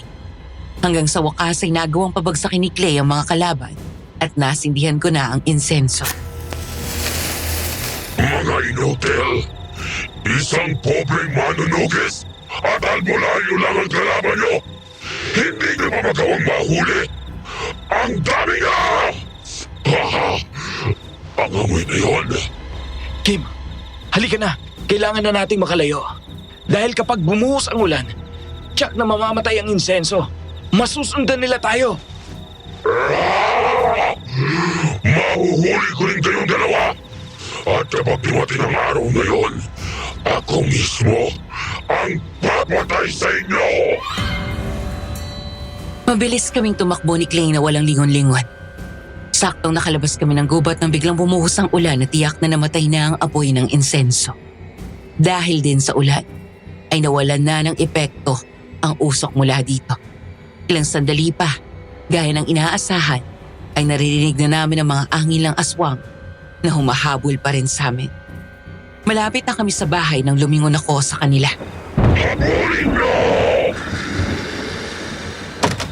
Pasok! Kim! Buntik na tayo doon ah! Oh, ano nakakatawa doon? Muntik na tayong makatay! Ngayon ko lang naisip na miss ko na makipaglaban sa mga aswang. Sira ka talaga. Tumawa ka pa talaga. Anong plano natin bukas? Hihingi tayo ng tulong sa mga pulis at sa mga taga rito. Kung hindi tayo kikilos, hindi matatahimik ang bayan na to. Kailangan din natin magbago ng plano. Bukas ng umaga, kausapin natin si Nanay Berta. Pasado 8:00 ng umaga nang magising ako. Tahimik sa sala kaya marahil ay wala doon si Clay. Paglabas ko ay tumama ang hinala ko nang makitang sarado ang front door. Pero may nakahain ng pagkain sa mesa. Lumapit ako doon at tinikman ang niluto nitong tosino. May hinanda rin siyang pritong itlog at garlic fried rice. Babalik na sana ako sa kwarto para kunin ang phone ko at i-text at tanungin kung nasaan siya nang may marinig akong bumagsak na gamit mula sa loob ng kwarto niya. Uy! Sorry! Oh my gosh! Sorry po! Hiyang-hiya akong tumakbo pabalik ng kwarto ko at sinarado ang pinto pagkatapos ay tinakpan ang mukha ko. Eksaktong pag-alis ni Clay ng tuwalya sa bewang niya ay siyang bukas ko naman ang pinto. Para may sariling buhay ang mata ko at automatic ko na bumaba ang tingin ko. Nanlaki ang mga mata ko na makita ang pinagpahalang kargada niya. Sa sobrang taranta ay mabilis itong tumalikod pero nakita ko rin naman ang kanyang puwet. Matapos iyon ay muling hinablot ni Clay ang tuwalya at tinapis sa bewang. Sorry, Lord. Hindi ko naman sinasadya makita eh. Paano ko siya harapin ngayon? Ay, Pet! Ay, sorry. Kim? Halika na. Kain na tayo. Ha? Sige. Susunod na. Sobrang kaba ko sa mga sandaling iyon. Nag-iinit ang mukha ko at alam kong namumula ako ng husto. Ayoko pa sanang lumabas pero tiyak na naghihintay si Clay. Natataranta na nag-ayos ako ng sarili ko at pumikit ng ilang segundo bago huminga ng malalim. Nang masiguro ko ng kalmado na ako, ay saka ko hinawakan ng doorknob. Saktong muling kumatok si Clay. Kim! Labas na dyan, kain na tayo. Good morning. Good morning din. Kape, gusto mo? Hindi na, ako na. Mali, Madam Venus. Hindi pa pala ako kalmado. Dahil nang buksan ko ang pinto at bumungad ang gwapong mukha ni Clay, mabilis na kumabog ng malakas ang dibdib ko. Sino ba ang hindi kakabahan? Ngayon ko lang natitigan ng husto ang mukha niya. Mala Danilo Barrios noong 90s ang dating ng kagwapuhan nito. Hindi sa pagiging OA pero bukod sa napapanood ko, hindi pa talaga ako nakakita ng katawan ng lalaki sa personal. Dahil wala pa talaga akong karanasan. Kaya masyadong iskandaloso para sa akin ang tagpong iyon. Muli ko namang naramdaman ang pag-init ng mukha ko. Kaya naman agad akong bumawi ng tingin at natataranta na pumunta sa kusina. Sinubukan ko na maging normal ang kilos ko. Pero kahit anong gawin ko, ay nanginginig pa rin ang kamay ko. Binuksan ko ang takip ng thermos matapos lagyan ng kape. Kaya matasukal ang coffee mug ko. Sasalinan ko na lang sana iyon ng mainit na tubig nang hawakan ni Clay ang kamay ko. Ako na, baka mapasok ka pa. Salamat. Relax. Sorry ulit. Hindi ko alam na nasa loob ka. Ang akala ko lumabas ka kasi masyadong tahimik eh. Dadamputin ko lang sana yung nahulog. Pasensya ka na. Nawala rin sa loob ko na may kasama na pala ako dito sa bahay. Nasanay na kasi ako na ilang taon nang nag-iisa dito. Kaya kampante na ako na naguhubad na lang basta. Hindi. Huwag kang humingi ng pasensya. Ako naman ang may kasalanan.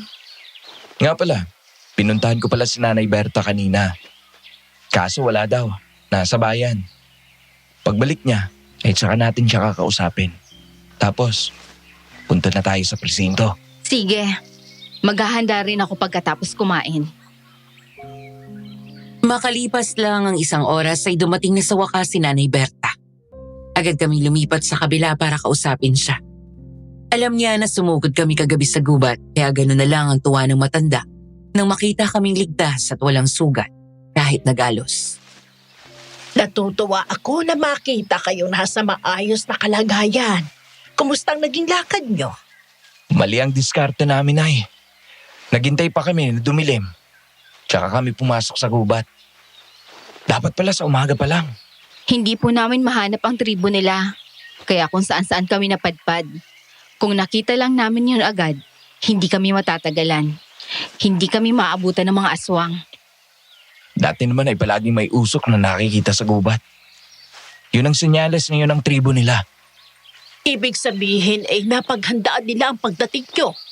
O anong plano nyo? Pupunta po muna kami sa presinto.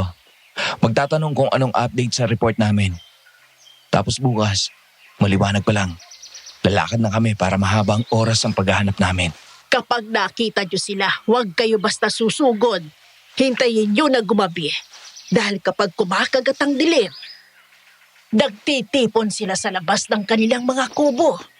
Gagawa ng malaking apoy kung saan kukuha sila ng bihag nila at doon sa mahabang mesa ilalatag ang kawawang biktima. Yun ang gabi ng pag-aalay. Inaalay nila sa demonyo ang kanilang bihag. May ritual sila pagkatapos yun ay sa kanila kakatayin ang biktima. Matagal ko nang alam na may lahing vampira sila. Pero paano po nangyari yon? Ang buong akala ko kasi, hindi totoo ang mga vampira. Yun ay kwento lamang ng mga nakakatanda. Pero wala namang sapat na ebidensya na nagpapatunay na nagsimula ang mga aswang na sambag bilang vampira. Ang alamat kasi niyan, may isa daw banyaga ang napadpad dito sa bayan natin. Bago pa lang daw noon nasasakop ng mga Kastila ang Pilipinas. Ayon sa mga kwento, ang lalaking banyaga na ito ay isang vampira. Nagtago sa bundok dito sa atin at nakakilala ng isang magandang dalaga na may dugong aswang. Nagkaibigan Pagkatapos ay sa kagustuhan na maging kagaya niya ang babae, kinagat niya ito. Sa halip na maging vampira, naging sambag ang babae. Isang aswang na sinisip-sip muna ang dugo ng kanyang biktima bago kainin ang lamang loob nito. Mula noon, dumami na ang kanilang lahi. Ngayon ko lang nalaman ang buong kwento nila. Uulitin ko, yun lamang ay matandang usapan dito sa atin. Hindi ako sigurado kung totoo yun. Nay, kung sa umaga kami papasok sa gubat, paano namin malalaman kung tao o sambag ang makakasalubong namin? Yun ang isa sa inaalala namin. Kaya gabi kaming lumakad kahapon. Ayaw namin na may madamay na insusenteng tao. Salamin. Kapag nakita nyo na walang refleksyon sa salamin ang kausap nyo, ibig sabihin ay sambag ang kaharap nyo at hindi tao. Tatandaan po namin yan. Mga anak, naway patnubayan kayo ng Diyos at samahan kayo ng kanyang mga anghel upang talunin at wakasan ang kadiliman na dala ng mga aswang sa bayan na ito. Ilang daang taon nang namiminsala ang mga yan sa bayan na to. Marahil pagod na rin siya at dais na niyang matahimik. Susubukan po namin ang makakaya namin. Ang mga kalalakihan dito sa atin ay nag-usap-usap kanina sa bayan. Nabalitaan nila ang balak nyo na hanapin ang tribo ng mga aswang. Ay gusto nilang tumulong sa inyo. Sila ang mga dating sundalo kaya tiyak na matutulungan nila kayo sa pakikipaglaban. Kailangan namin ng mga gamit para tiyak na mapapatay sila. Ayoko may isang masawi sa pangkat namin kung magsasama kami ni Kim. Meron ako. Mga naiwan ng Tatay Pilonyo. Hindi ba't sundalo yun? Opo. Oh, halika, sumunod kayo sa akin. Medyo dismayado ako na lumabas ng presinto. Ayon sa mga pulis ay wala pa rin silang lead sa kinaroroonan ng mga kasama ko. Pero prangka nilang sinabi na kung voluntaryo silang pumasok sa gubat at hanggang ngayon ay hindi pa sila nakakauwi, huwag na daw kami umasa na makikita pa sila. Ng mga sandaling iyon, ay totoo na akong nag-aalala sa kanila. Paano ngayon yan? Anong gusto mong gawin? Kailangan na natin silang makita, Clay. Habang tumatagal sila doon ay tiyak na lalong manganganib ang buhay nila. Gusto mong umalis tayo mamayang hapon? Kung ako masusunod, oo. Pero sinabi ni Nanay Berta na pupulungin niya ang mga kalalakihan na kaibigan ng asawa niya na tutulong sa atin. Ayokong sumugod tayo doon nang hindi ako sigurado na mananalo tayo laban sa mga aswang. Tama ka sa sinabi mo. Ang akala natin kagabi ay handa na tayo pero hindi pala. Ang mabuti pa, gamitin na lang natin ang araw na ito para makapagpahinga at makapaganda bukas. Sabihan natin si Nanay Berta na bukas tayo lalakad. O sige. Halika, umuwi na tayo. Agad kaming sumakay sa sasakyan ni Clay. Habang binabagtas namin ang daan at sandaling bumagal ang takbo dahil sa traffic, isang pamilyar na mukha ang namataan ko na naglalakad sa gilid ng kalsada. Si Jess. Gulat akong napatuwid ng upo at sabay lingon para masigurado ko na siya nga ang nakita ko. Walang duda. Si Jess nga. Tumatawa pa ito kasama ang 2 lalaki at 4 na babae. Nang aksidente ako mapatingin sa side mirror, nalaki ang mga mata ko nang makitang wala itong refleksyon sa salamin. Clay, ihinto mo. Bakit? Si Jess. Yung tour guide nila, Faye. At huling kasama nila papunta sa gubat. Sandali. Huwag mong biglain. Baka biglang makatakbo. Itatabi ko ang sasakyan. Sundan mo lang sila mula sa likod. Sige. Hinintay ko silang makalagpas ng konti bago ako bumaba. Normal akong naglakad at sinundan si Jess. Kasama ang mga sa unang tingin pa lang ay halatang mga bakasyonista din. Tulad namin. Maya-maya ay tinapi ko ang mga babae. Nang lumingon sa akin ay sumenyas ako ng huwag maingay. Pinapunta ko sila sa likod ko. Gayon din ang 2 lalaki. Patuloy na naglakad si Jess na ang buong akala ay mga kasama pa rin niya ang nasa likod. Maya-maya ay kasunod ko na si Clay at mula doon ay naririnig namin ang mga sinasabi niya. Bukas po bago mag-alas 7 ng umaga ay aalis na tayo.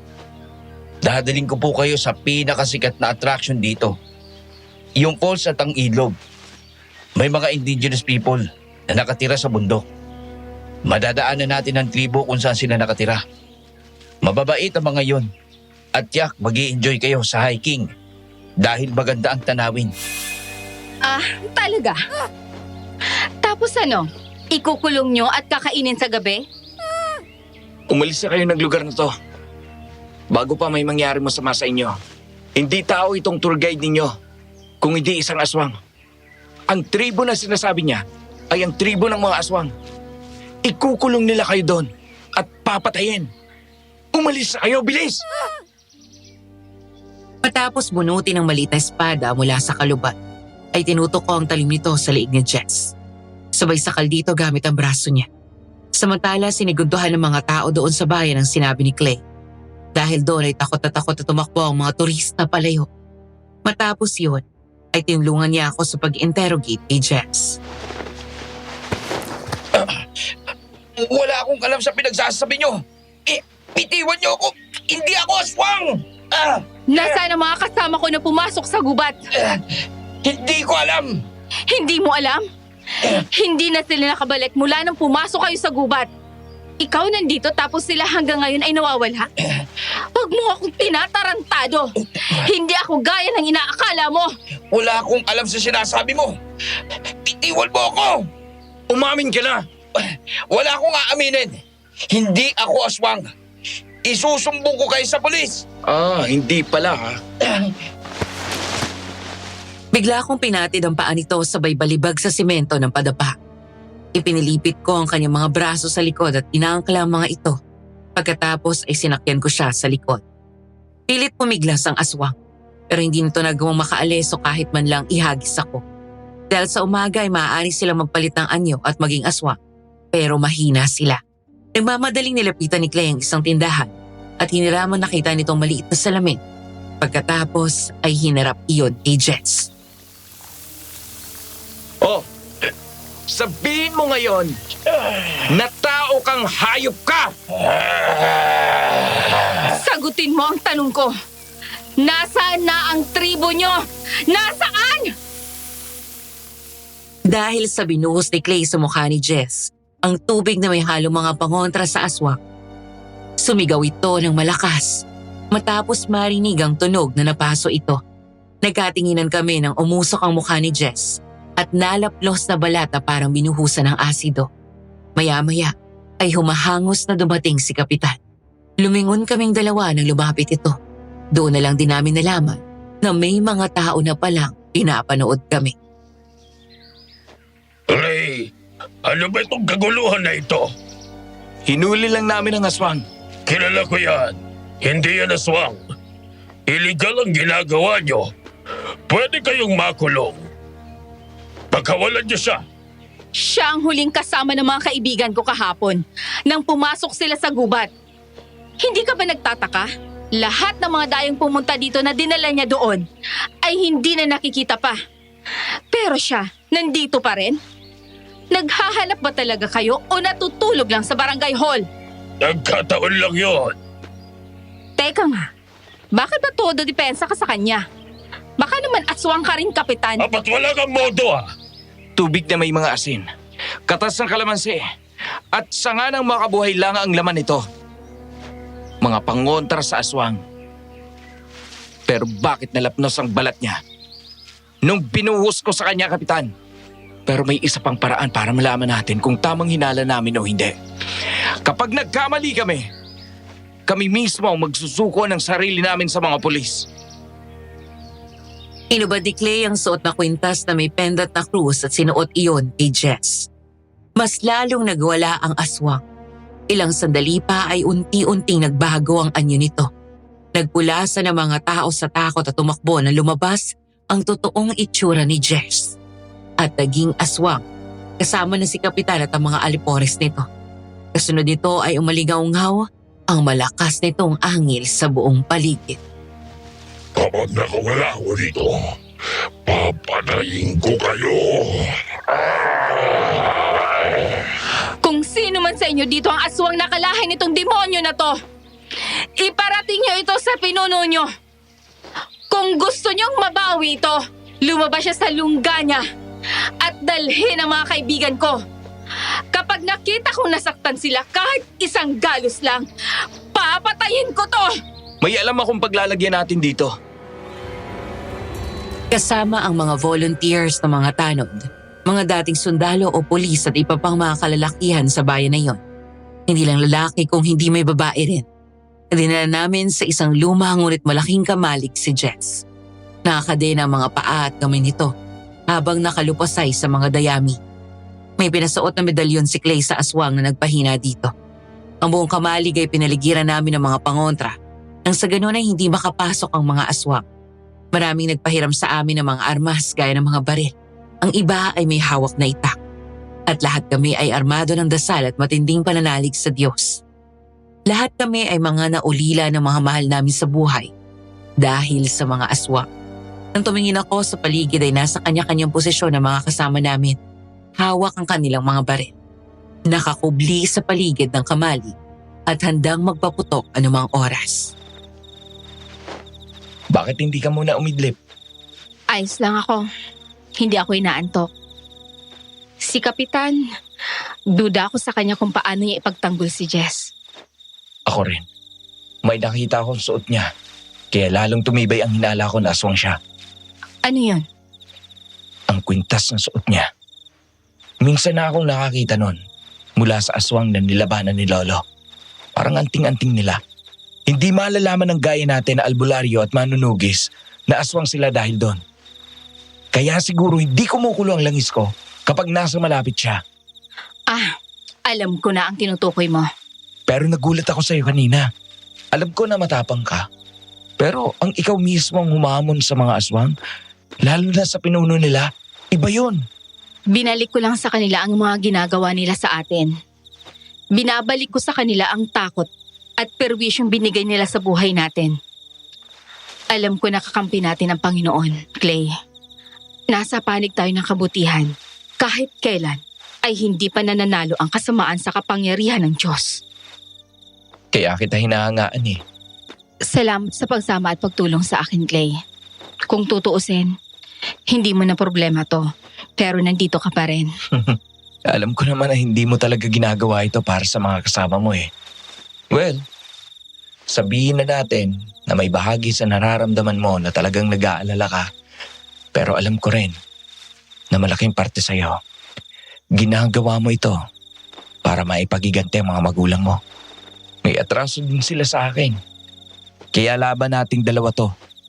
Laban ito ng buong bayan natin. Dahil iisa lang ang gusto natin. Ang kamatayan ng mga aswang. At katarungan para sa mga mahal natin sa buhay. Hayaan mo. Kapag natapos lahat to, babawi ako sa'yo. Napangiti si Clay at humakbang palapit sa akin. Umatras naman ako hanggang sa bumangga ang likod ko sa pader at tuluyan niya akong na-corner. Nahigit ko ang hininga ko nang ipatong pa niya ang kamay sa pader sa gilid ng ulo ko. Pagkatapos ay sadyang nilapit ang kanyang mukha sa akin. Paano ka babawi? Basta, kapag nasa Maynila ka na. Ay, akala ko pa naman sasabihin mo na tayo na. Epal ka. Ang bilis mo Kunwaring probinsyano pero mabilis ka rin sa babae. Kapag sigurado lang ako na gusto ko ng babae, syempre bibilisan ko ang kilos. Ayoko namang mula ka bago ako may gawin, diba? Tsaka hindi na tayo bumabata. Gusto ko na rin magkapamilya. At mukhang natagpuan ko ng babaeng pakakasalan ko. Kakakilala mo pa lang sa akin eh.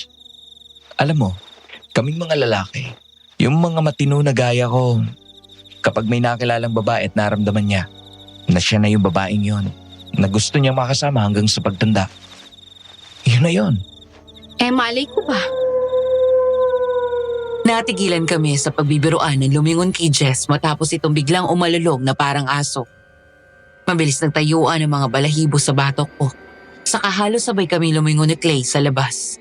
Sa gitna ng malawak na palayan, sa likod ng mga puno at masukal na mga halamanan, ay narinig na namin ang kaluskos at mga yabag na tumatakbo sa paligid namin. Narito na sila. Humanda kayo.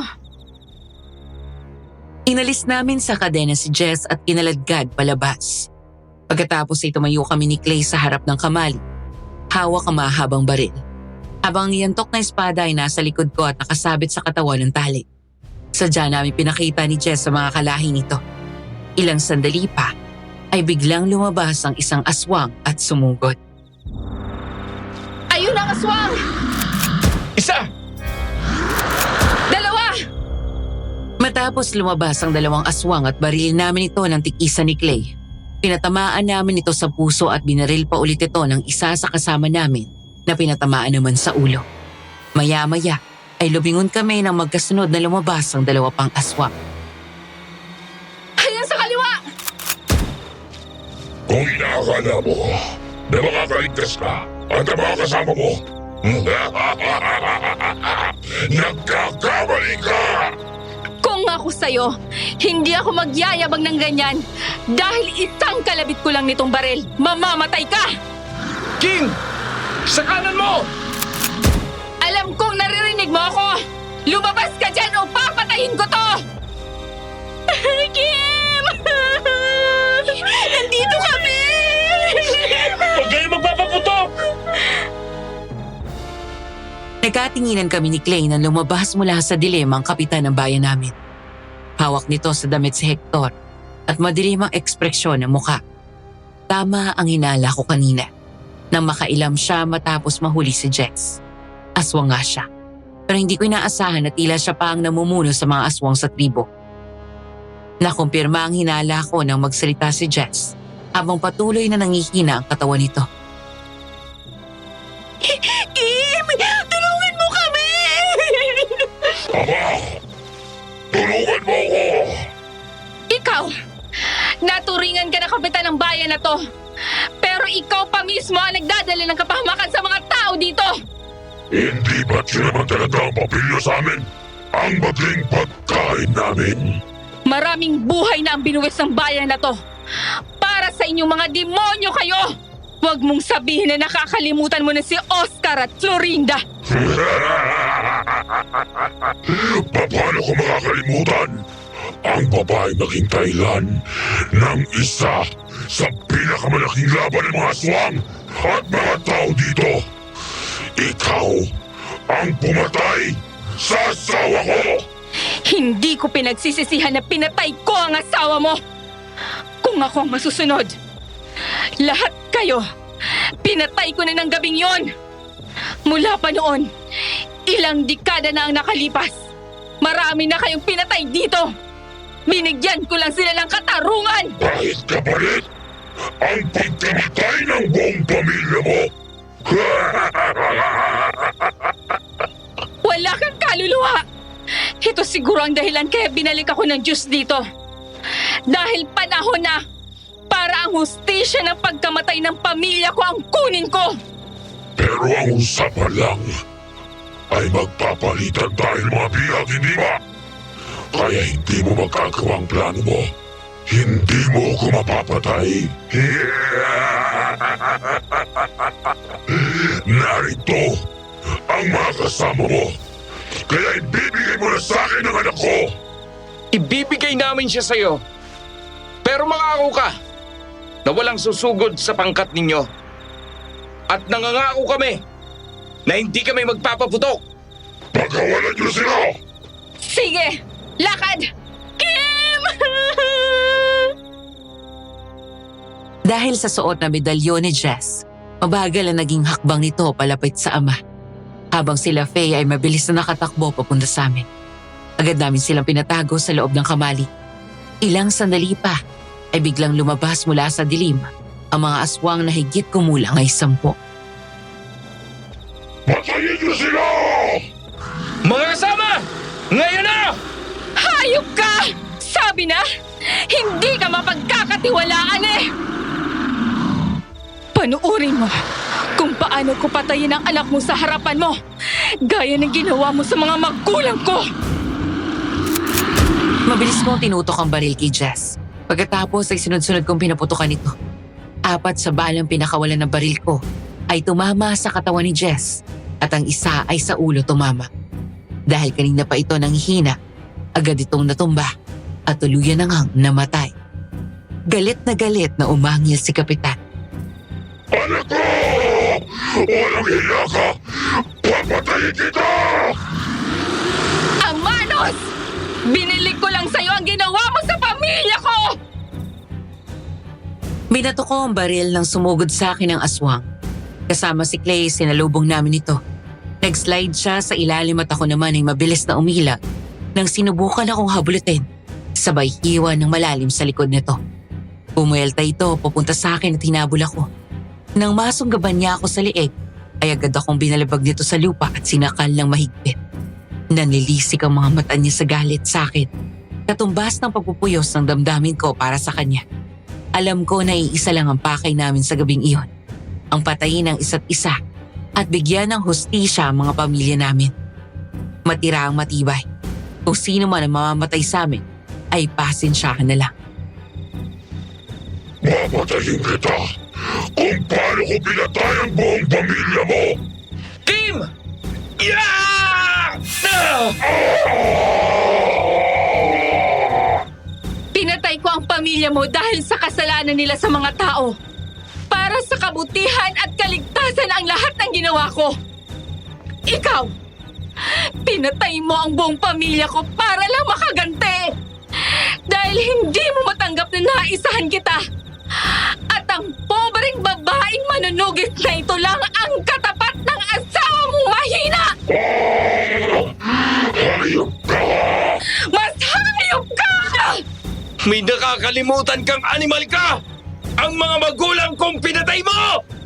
Kahit magtulungan niyo ako, hindi niyo pa rin ako mapapatay! Dahil sa biglang pagsulpot ni Clay sa likod ni Kapitan, nagawa niyang saksakin ito ng bolo mula sa likod at sakalin sa leeg gamit ang braso sa kapilit na hinila palayo sa akin. Nang makabuelo ako at makatayo, doon ko siya sinipa ng malakas. Naihagis nito si Clay. Isang aswang sumugod sa kanya na agad itong nalabanan. Habang si Kapitan ay muli akong sinugod ng matalim niyang mga kuko. Ngunit sa bawat pagsugod niya, ay nasasalag ko ng hawak kong maliit na espada. Sa huling sugod niya sa akin, ay mabilis akong tumungo at sinaksak ko ang aswang sa dibdib. Isasama kita sa hukay! Kim! Sa likod mo, ilag! Clay! Kim! Nang lumingon ako ay doon ko nalang nakita ang isa pang kamay nito. Huli na at bago pa ako makailag, ay mabilis akong natusok na matalas nito mga kuko sa aking tagiliran. Napaliyad ako sabay daing nang maramdaman kong mumaon na yun ang husto. At kahit nakatarak ang talim ng espada sa katawan nito, habang paunti-unting nauupos ang lakas nito, ay hinablot ng aswang kwelyo ng damit ko at hinila ako palapit. Ikaw ang gagawin kong ahas! Huwag mong idamay si Kim sa impyernong mundo mo! Mamatay ka na! 10 na mga kalahi mo! At ng buong tribo mo! Na nasusunog na sa mga oras na to!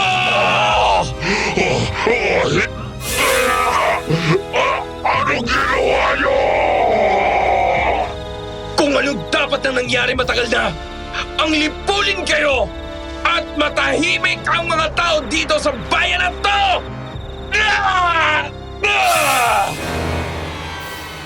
Nang matanggal ang kuko ng aswang mula sa tagiliran ko, natumba ito at tuluyan nang namatay dahil sa maraming tama ng saksak sa puso nito mula sa amin ni Clay.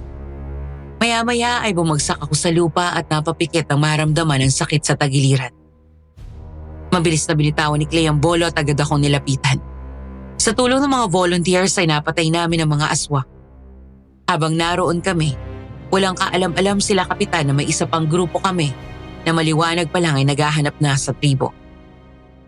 Nang makita nila, ay doon na sila naghintay hanggang sa magdilim at umalis si Kapitan at ang mga kasama nito.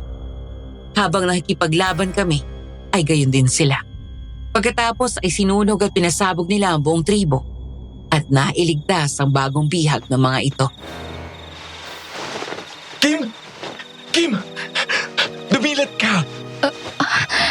Clay, yung likod ko. Sige, uuwi na tayo. Ako mismo ang gagamot sa'yo. Kaya mo bang tumayo at lumakad? Hindi. Sandali. Bubuhatin lang kita. Kaya ko. Kim! Kim! Salamat sa pagliligtas mo sa amin, Kung sana nakinig na lang kami sa'yo. Tatanamin namin malaking... Lumayo nga kayo sa akin! Nang tumayo ako sa tulong ni Clay, doon biglang tumakbo palapit sa akin sila Faye, Gladys at Hector. Nagulat ako nang umiiyak na yumakap sila sa akin. Pero sa halip na matuwa ako nang makita sila, galit ang naramdaman ko. Nang maaalala ko ang mga kawalang iyaan ng mga sinabi nila. Kapag nakatalikod ako at ang katigasan ng ulo nila kung kaya nagsimula ang gulo na ito. Dahil doon ay naiirita ako na tinulak sila. Kim? Bakit? Unang-una, hindi ko kayo niligtas dahil concern ako sa inyo at nag-aalala ako. Nasa airport na ako nung isang gabi at pauwi na sana ng Maynila. Pinaalala lang ni Clay ang sakit ng ulo na ibibigay niyo sa akin kapag namatay kayo at sa akin kayo hanapin ng pamilya niyo.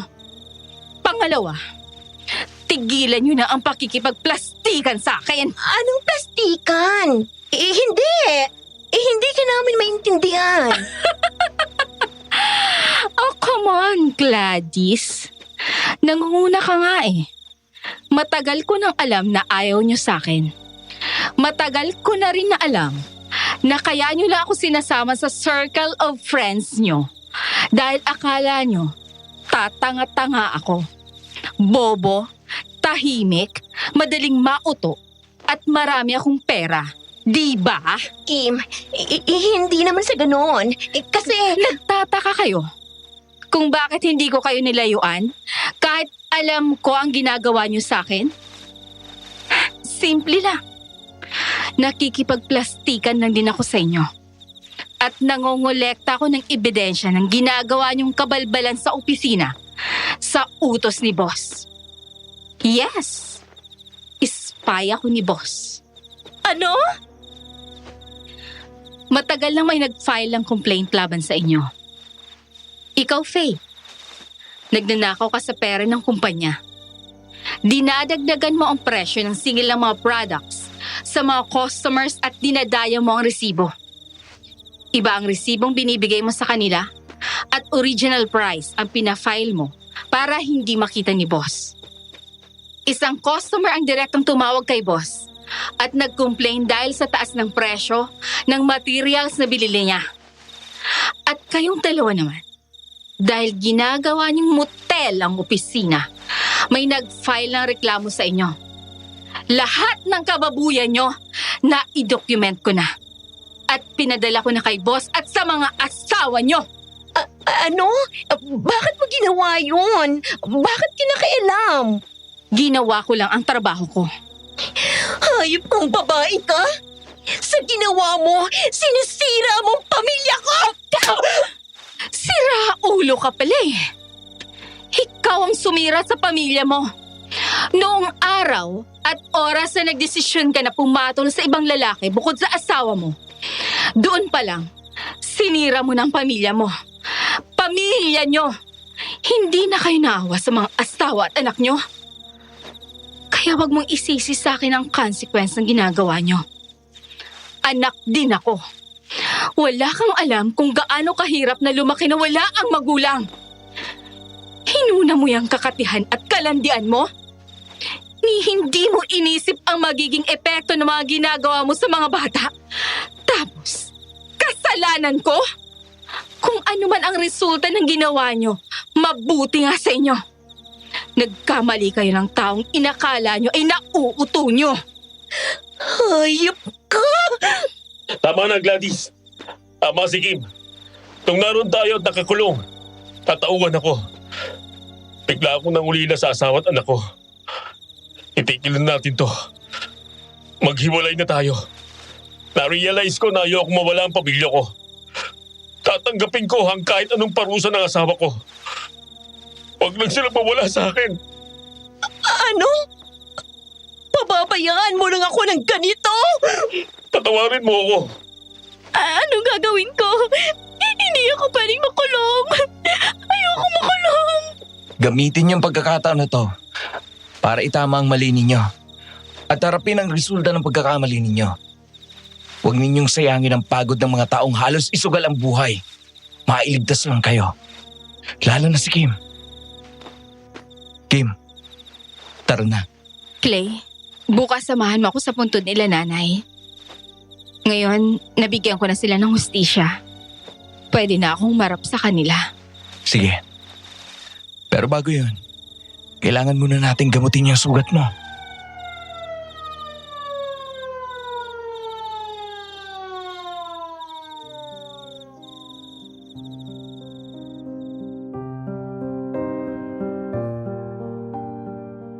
Seven months later, excited akong bumaba ng kotse ko nang matanggap ang chat ni Clay.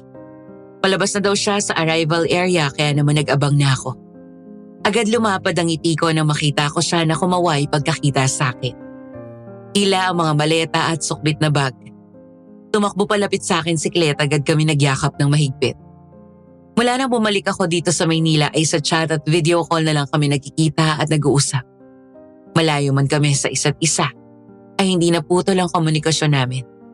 Daig pa namin ang mga mag-boyfriend na naka-LDR. Finally, nandito ka na. Sa wakas, nakita na ulit kita ng personal. Na-miss kita, Clarence. Ako rin, Kim. Ngayon, talagang ramdam ko na hindi na ako nag-iisa. Nandito ka na eh. Hindi na tayo mag-iisa. Halika na sa bahay. Kinakabahan ako sa interview eh. Baka hindi ako makapasa. Makakapasa ka niyan. Narecommend na nga kita saka pinakita ko ng mga credentials mo kay boss. Saka nakapag-usap na kayo online. Na-interview ka na rin niya doon. Super impressed siya. Kaya excited na nga siya makilala ka ng personal. Kumbaga, for formality na lang yung gagawin natin. Hayaan mo. Hindi kita papahiyain. Gagalingan ko sa trabaho. Kumusta pala doon pag alis mo? Ayun. Malungkot si Nanay Berta. Pero masaya na rin dahil magkasama na daw tayo. Tapos yung bahay at lupa na ibenta ko na. Yung sasakyan ko, nabenta ko na rin. Yung napagbentahan ko, ibibili ko ng second hand dito. Nag-resign na rin ako sa trabaho ko doon sa probinsya kaya wala na akong iisipin. This is it. Dito ka na talaga titira sa Maynila. Hindi naman ako maglalakas loob ng ganito kung hindi dahil sa'yo. Makalipas ang halos 40 minutes na biyahe, sa wakas ay nakarating na rin kami sa kondo. Agad kong pinatuloy si Clay. Malinis na doon at nakapaghanda na rin ako ng makakain. Pupunta dapat ako sa kusina para ikuha siya ng maiinom. Nang hawakan ni Clay ang kamay ko at hinila palapit. Tinitigan niya ako sa mga mata. Pagkatapos ay mapangahas na hinalikan ako sa labi. Hindi na ako nagulat. Inaasahan at inaasam ko na rin ang mangyari yon. Nang bahagyang lumayo siya sa akin at tiningnan ako muli, hinawakan ko siya sa mukha at ako na ang humalik sa kanya. Tuwang-tuwa ako nang tumugon si Clay. Pagkatapos ay mahigpit kaming nagyakapan. I love you, Kim. Sobrang miss kita. I love you too, Clay. Miss na din kita. Kahit na nagkakausap tayo online, iba pa rin yung kasama kita. Masaya ako na sa pagsisimula ng buhay ko dito sa Maynila. Ikaw ang kasama ko. Clay, huwag tayo maghihiwalay ha. Hindi mangyayari yun.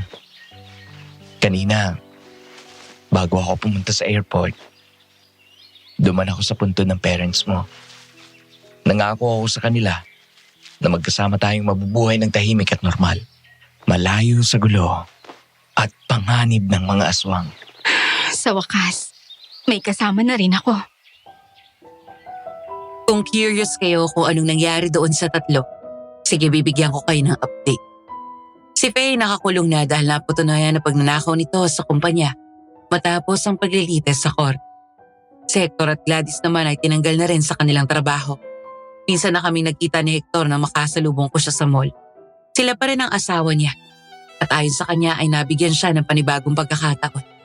Ngayon nga ay tahimik at masaya na ulit silang mag-asawa at lilipad na sa New Zealand upang doon na manirahan.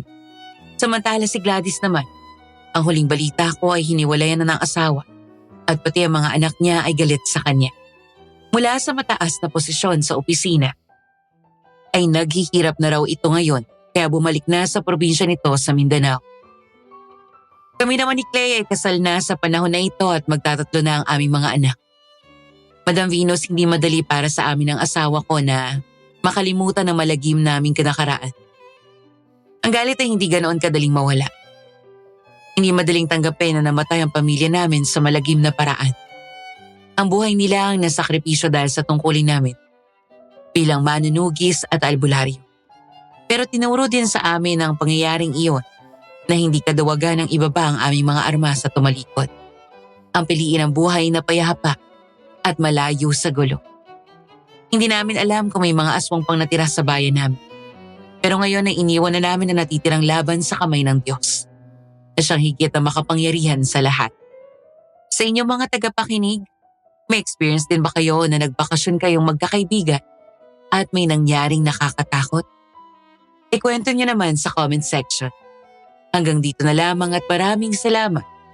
Nagmamahal, Kim.